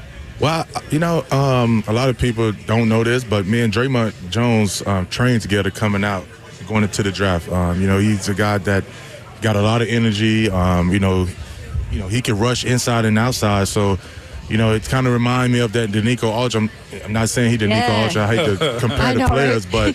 But, when you have someone who can rush on the outside and maybe on third down move in, like that's what you want. You want guys who can move around and maybe one play, or like Ramon said, like just to, like Draymond, let me get outside, you come inside. I know because he done played in that inside. Versatility. It was kind of harder telling Harold to go play 3 technique versus a guy like Draymond Jones. So I think at the end of the day, I think we doing a hell of a job with, picking up some pieces. Me and Dan, we train together in Dallas. I see Dan there every day. Dan Moore. I see him every day up there in Dallas. Nice. The same. We was trained with the same athletic trainer guy. So I think we're doing a hell of a job, especially on the defense side. I still don't know what we're going to do in the draft.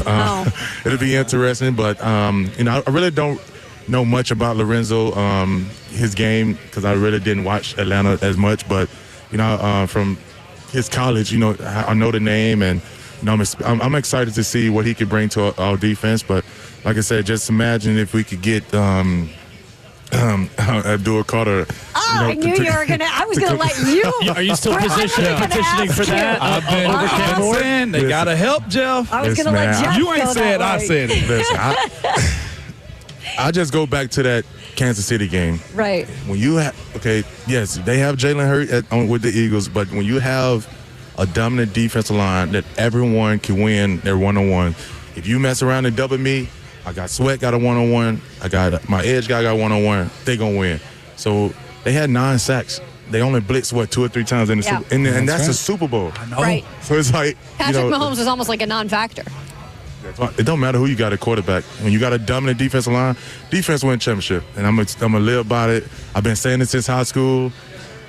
I respect you for standing on that hill, Jeff. I do. I've been saying. Never mind. I'll tell you what I say on air, okay?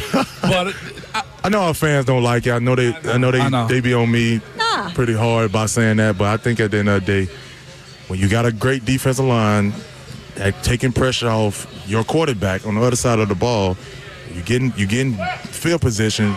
Yeah. You can score points. Yep. So. I conceded though, Jeff. I conceded. Like I'm on the quarterback boat, but I conceded. It took a while. It took a while for me to get there. So I got to ask you about Cam Ward then, and obviously Quandre Diggs having the family connection to Cam and knowing him and his story. What do you know about Cam, and what do you just like about him as a prospect and him as maybe a future teammate?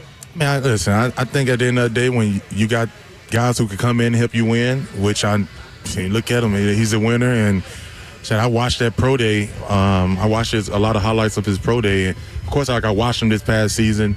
But I think when you have a quarterback and you have a guy, no matter what position it is, but we're talking about Cam right now. You have a guy who, he have swagger. He a competitive guy, a guy who want to win. And, like I said, he's a winner. And, of course, Diggs with the whole season, he was like, I told y'all, like all year. He was like, I told y'all. Diggs and I were scheming that up, Jeff. But I honestly feel like he's a hell of a player. I'm sure if it's Tennessee, if we take him, or if any other team take him, he's gonna have a lot of success in this league. The same thing with Shador. I'm sure. Yeah. Right now the 1 or 2 who gonna go first. I think whatever team decide on which one of them quarterbacks, they're gonna get a good quarterback, and you build around them guys, and that's how you win championships in this league. Look at other teams. Jaden Daniels, you got guys coming out a rookie year balling like that. So we'll see, man. We'll see. We're dropped 10 days away. So I know. I can't believe we're there. Next Thursday. Yeah. I'm excited to see what we're gonna do, and whoever it may be, I'm going to take them in, and hopefully they come in ready to win some football games. Absolutely. He is Jeffrey Simmons with us here this morning at the Governor's Club for the Fun Recovery Golf Tournament. Good to see you. Appreciate you sitting down with us. Appreciate you guys. Good luck out there today, Jeff. We'll see. Hopefully I He can. says we'll see. Well, listen, hopefully I can stay out these people homes. I'm not trying to pay for no windows. They might welcome you in. If we're on the same team, then that'll make two of us for sure. No doubt about it. Jeffrey Simmons with us. More RKW coming up on 104.5 The Zone. Yep.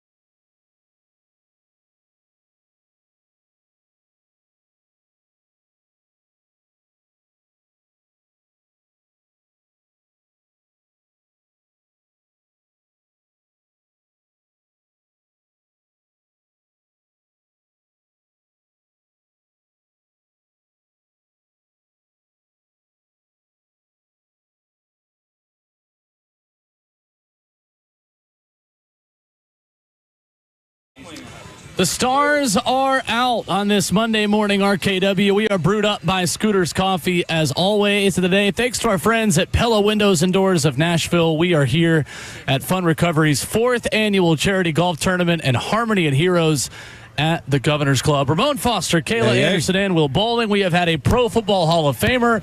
We have had an all-pro defensive lineman. But you know the stars are out when Robert Walsh is in the building here at the Governor's Club. I know. What's up, dude? What's going on? Going down memory lane here. I am doing my best impersonation of a golfer today. I've got my golf long sleeve on. Yeah. I'm still rocking the Crocs, but I got these golf slacks. What you call that, a quarter zip?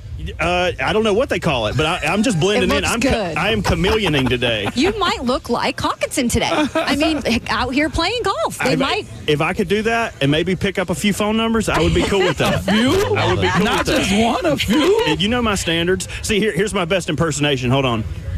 How you hitting them today? don't I sound like I know what I'm talking about? Yeah, you spot on. Hit him straight out there. Okay. All right. Oh, It's man. been a while, man. Hey, I'm not. We hanging hadn't out. botched your Big name Bert as much. Walsh. You're still Bert. Like, we don't call you Roberto or Ricky or nothing like that, man. You still Robert to us, man. You should feel thankful. Nah, I would appreciate the different names. That way, when you're telling awful stories about me, I would have some kind of ambiguity of whether or not it was actually me doing the heinous acts you're alleging. Right. That's real. But, that was Rupert. That was Rupert. Okay. Rupert is my favorite. Rupert. Yeah. I don't know if it's the Family Guy. Well, it would just be that I Pert. watch, It would but- just be Pert, you know? Hey, where's old Pert at? Yeah, the Buck Rising Show has Bert. We have Pert. Yeah, we got Pert at home, okay? That's exactly what I'll we tell you what they going got on. over there is a mascot of a devil in a diaper. Yeah, that's interesting. For some tacos. Torchy's tacos are really good. It's by the actually way. really good. Oh, they're had it. fantastic. Yeah, you guys should try Pretty it. solid. Yeah, it's pretty I good. had breakfast burritos of it. I was waiting to see what this workout was going to be like before I grabbed one. Chips and queso. Chips and queso Fire. too. What do you think the odds that I could get in that mascot suit before the end of the day? To describe it for y'all listening at home, it looked like a baby devil with a diaper on, with a hole in the back of the diaper for his tail, and he has a trident of sorts, maybe a pitchfork. I would like to wear that outfit before the end of the day. I think you'd look better in it. I think you'd give it more justice. I'm serious. Sweat be damned. I don't care. Sweat be damned. I could be out here sweating. That don't bother me none at all. I don't know where he's going. I think you might use that sword, though.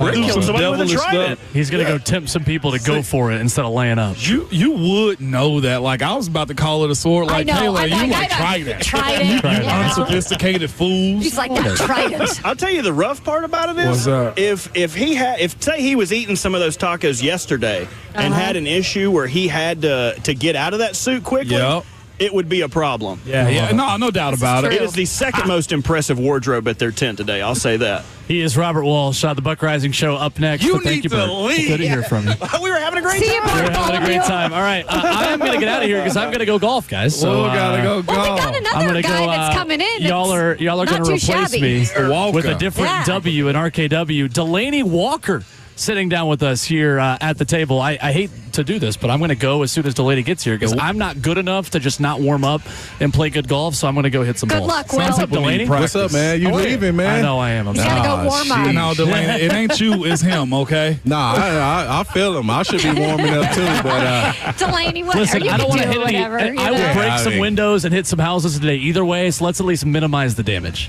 I'm looking forward to that.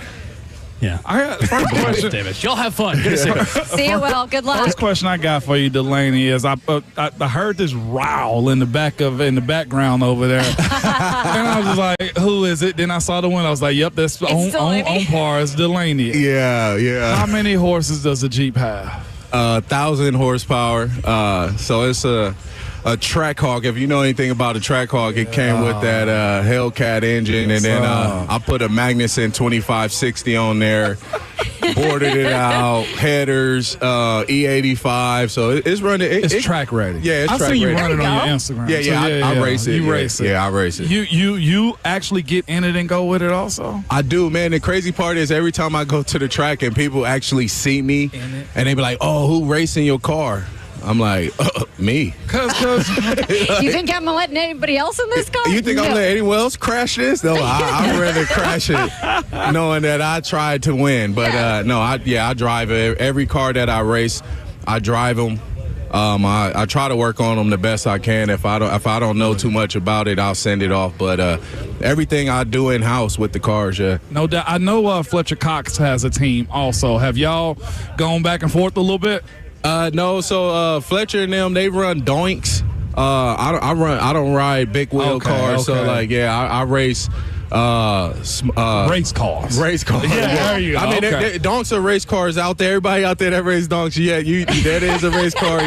And y'all do y'all get down the track pretty fast. It's a culture, but I don't do that. No. Okay, gotcha. Understood. Delaney Walker, former Titans tight end. First of all, we loved you in that locker room. Fans loved you. You're here with the fund recovery now, doing some good work. What maybe got you interested in doing this and coming out here and supporting these events? Just what Fund Recovery does is they help people who's having experience with drug abuse, alcohol abuse, and then the mental side on it. And it's tough because in the NFL, especially I just say that, and then in sports in general, sure. Sometimes when people are not able to perform at the highest level or something happened that caused them not to be able to play this game, they kind of fall back and do drugs or have some type of mental issue. So this goes around and helps everyone. And if I can be a part of that to help and give back to thousands of kids, thousands of adults who need the help or seeking the help and can't get it because they can't afford it, well, I'm willing to do that. You have probably sat back here for a couple seasons, watched the Titans change. I mean, that locker room is so drastically different from when you were there to now, right? I mean, and we got Jeffrey Simmons still holding it down, but what's been maybe the biggest thing that has surprised you with just the difference over the years and how that group has changed? Surprised, I don't think a lot of things surprise me when it comes. It's the NFL. It's the NFL, but just watching the culture change and to see us get more publicity in the media, we're talked about more. People know who the Titans are now. That's the change that I've seen, since I've been here. When I was here, we were grinding. We had some ballers, and we didn't get that recognition, you know what I mean? So to see these guys feed off of that and just keep holding it down and getting the recognition that they deserve, that's the biggest thing to me. One thing that could help the recognition, Delaney, is drafting a quarterback. So we had Jeff on, full disclosure. He's Abdul Carter camp, okay? Yeah. But you're a tight end, also understand the importance of getting your guy, Delaney, just in a sense, not necessarily the prospect. But what does a franchise quarterback do for a team, Delaney? Because I block for guys, you actually on the receiving end of it to where your livelihood is dependent upon the guy that can get the job done. Your livelihood is dependent upon him being the guy and being more right than he is wrong. Bad plays are going to happen. You've been around young guys, old guys in this league. Why is it so important? I believe the quarterback is the beating heart of a team. If you have a great quarterback, he will make the team great. Gotcha. People don't understand that. If you have a great quarterback, your team will be great. Everyone will feed off of that. Yes, sir. Because he's the leader. Yep. And if he lead by example, I mean, that's even better. Yeah. You know what I mean? And, I talk about, I'm going to bring up Tom Brady just because what he coming out the draft, 6th-round draft pick. No one knew what he was going to do. But he was a leader. Yeah. Facts. A great quarterback can make everyone around him great. Is that Cam Ward in your opinion? I think it can be him. What he did with Miami, going to Miami, and I know it's a lot. Everybody talk about the portal and everyone transferring. You got to get your money, though. You got to get where you got to get, and I understand that. But for him to go there and do what he did in Miami and put on a highlight the way he put on, I think he's going to be a great quarterback. I don't know what the future holds for him. Should we take him? I mean, it's looking like we may take him in the 1st-round pick, but I'm going to keep it real. I love Will Levis. Yeah. And this is a league where it came to now they don't give you time to develop at all. You will never get time to develop in this new league because it's even the same way for GMs and coaches. Yep. We're giving you 2 years, and that's going to go for a starting quarterback now. And you have 2 years to develop, and if you can't do that in 2 years, you hitting the door. And that's been a side of it. I think that's been more eye-opening than anything. Like, that's what I try to say all the time on, like, this show. Like, your success depends upon the first two.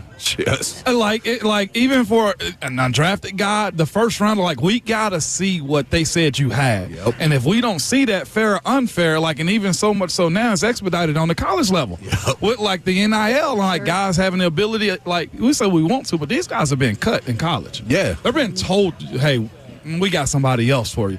How do you so how important is it, though, Delaney, to, like, understand that this is not your old NFL anymore?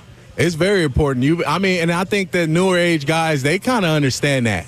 They already know that because they already jumping from team to team to team. Soon as the coach say, hey, we may bring in another guy to give you competition. All right, I'm gonna hit the dough. Yep. I'm out of here. Yeah. Yep. I don't want the competition. I'm gonna go somewhere where they want me. So they understand this game because now they're going to come in and be like, I played out my 2 years. They may start that, hey, I balled out in 2 years. Yeah. Read me up. Read me up. And it's that simple. So the other side of that, though, too, is what you don't ever want to lose towards the culture. How do you, in your opinion, you think you set a culture in this world? Like, winning does it for the most part.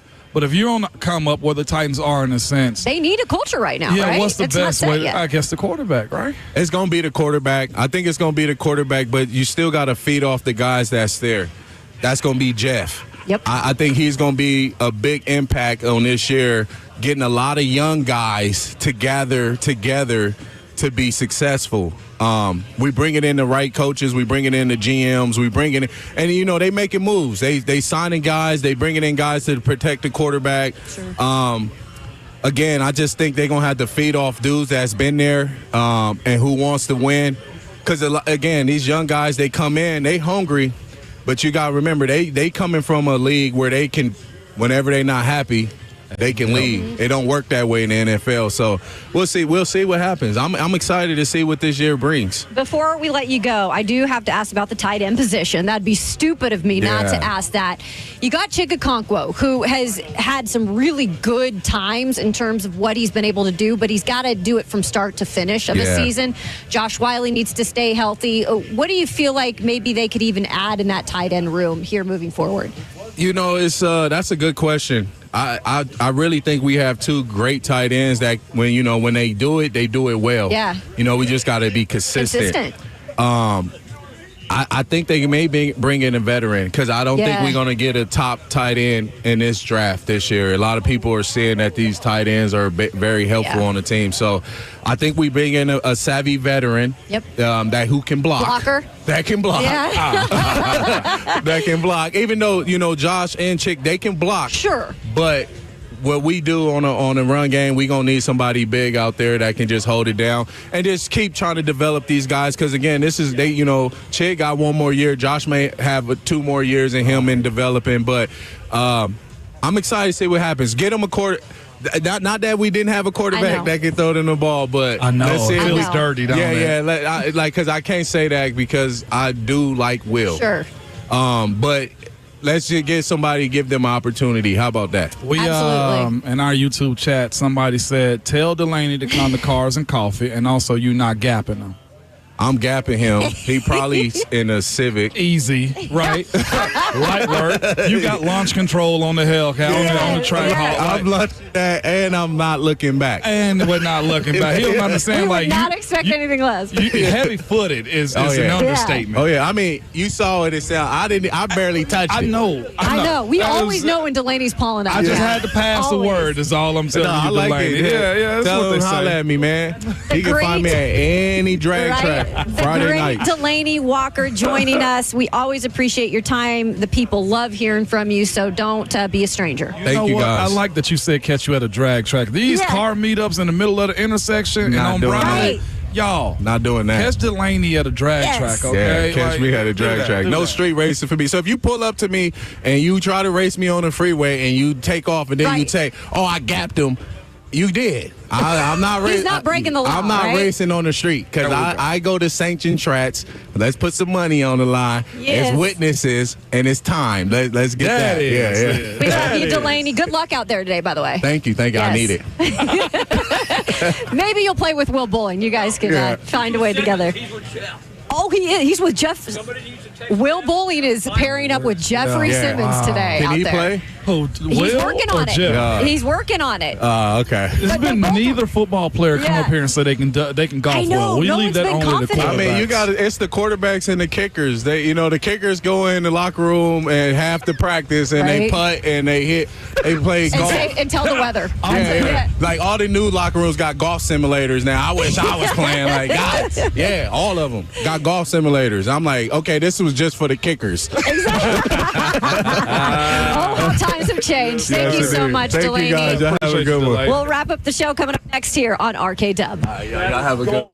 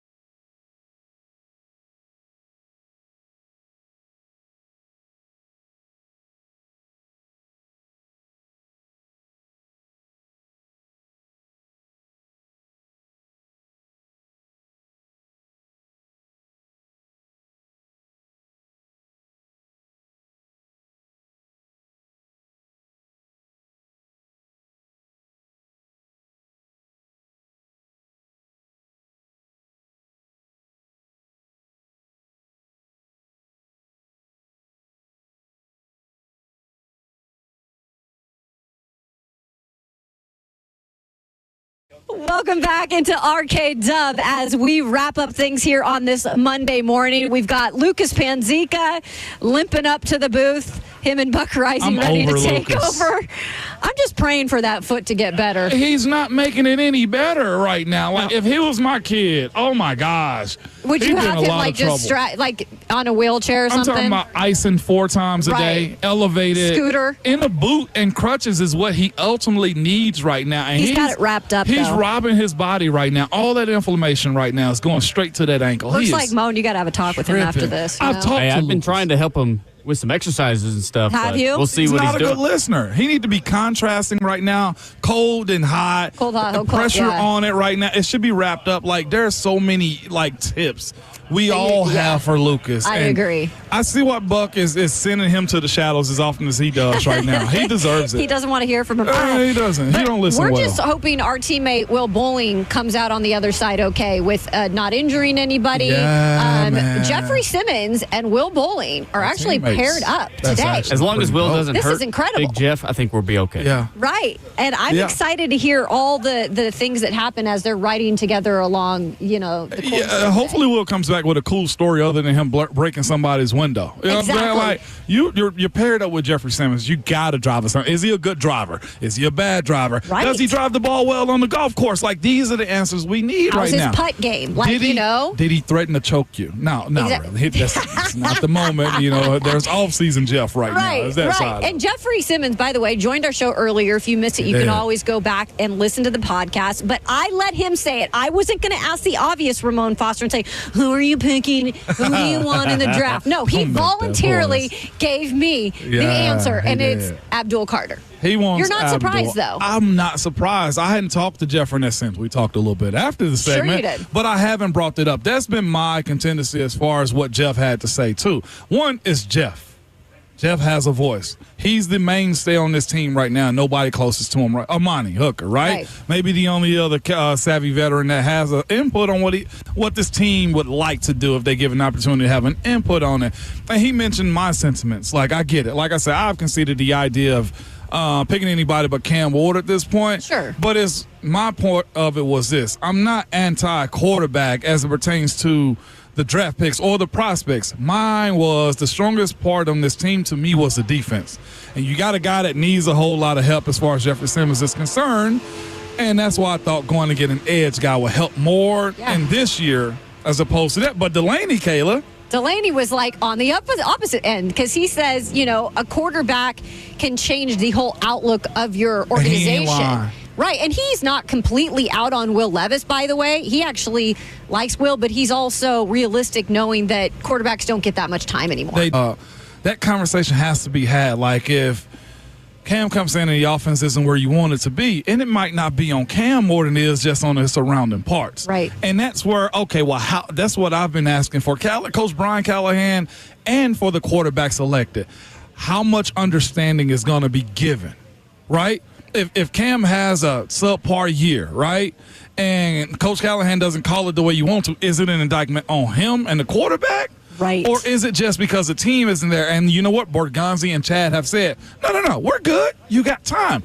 This is going into year 3 for Coach Callahan, right? Was it 2? This is going to be 2. So, all right, 2 for him also. Yep. What is your second-year jump going to look like? We have a saying in the league, what you did in year 1 won't impress us in year 2.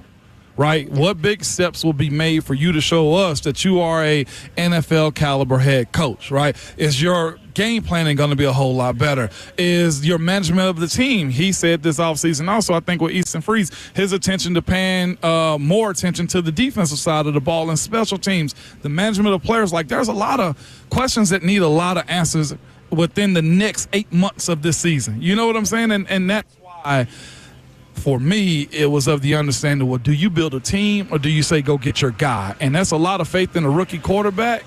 But these are the chances that we take, though. These are the chances that you have to take, I guess, now, right? I mean, point. That's how much it's changed. But it doesn't go to say that a guy like Jeffrey Simmons, he's been here 7 seasons now, man. and he wants to win too. Eventually, he wants to get paid too. And, you got to realize, like, these guys want to win something in the end. And, you got to start winning. And not be a joke on game day. No. Not to saying that it is. That but wears on you, I'm sure. It does wear you on. Like, we're hearing, like, we brought up the fact that, Jeff want to be able to pick and choose when he can go out there and give his all. Sure. And he's right. Like, the other thing that Jeff mentioned, like, playing all 4 quarters, offensive linemen salivate at that. You know why? By the fourth quarter, you're tired. we're Right? relying. You're going to be wore down, especially if you're playing 80% of the snaps, too. And that's where you heard a little bit of his comments by saying, you got to be in a position where I can come out a play or two. Hey, young fellas, that's too serious. Step up, yeah. You guys go handle that and don't have to wait on me to be a presence for you guys to get production. Absolutely. And he said, of course, maybe an edge rusher would do that. Who's behind Arden that you trust to go get it? Jalen Harrell is a second-year player, and you hope he's going to be right, but we got to see what happens, right? we got to see. Again, I've conceded. I know. But you heard your team leader. Yep. And he's still going with that edge. He's still going with Abdul Carter. So we'll see what happens with the draft next week. But we got a show tomorrow. Thanks for everyone who joined the show today. Jeffrey Simmons, Delaney Walker. Thanks to the John Fund Recovery. Randle. John Randle. Yes, we love it. And stay tuned for the Buck Rising. Lucas Panzica and Robert Walsh. That's coming up next. Yes, indeed. But you must remember at all times, your Twitter fingers and your mic is always hot.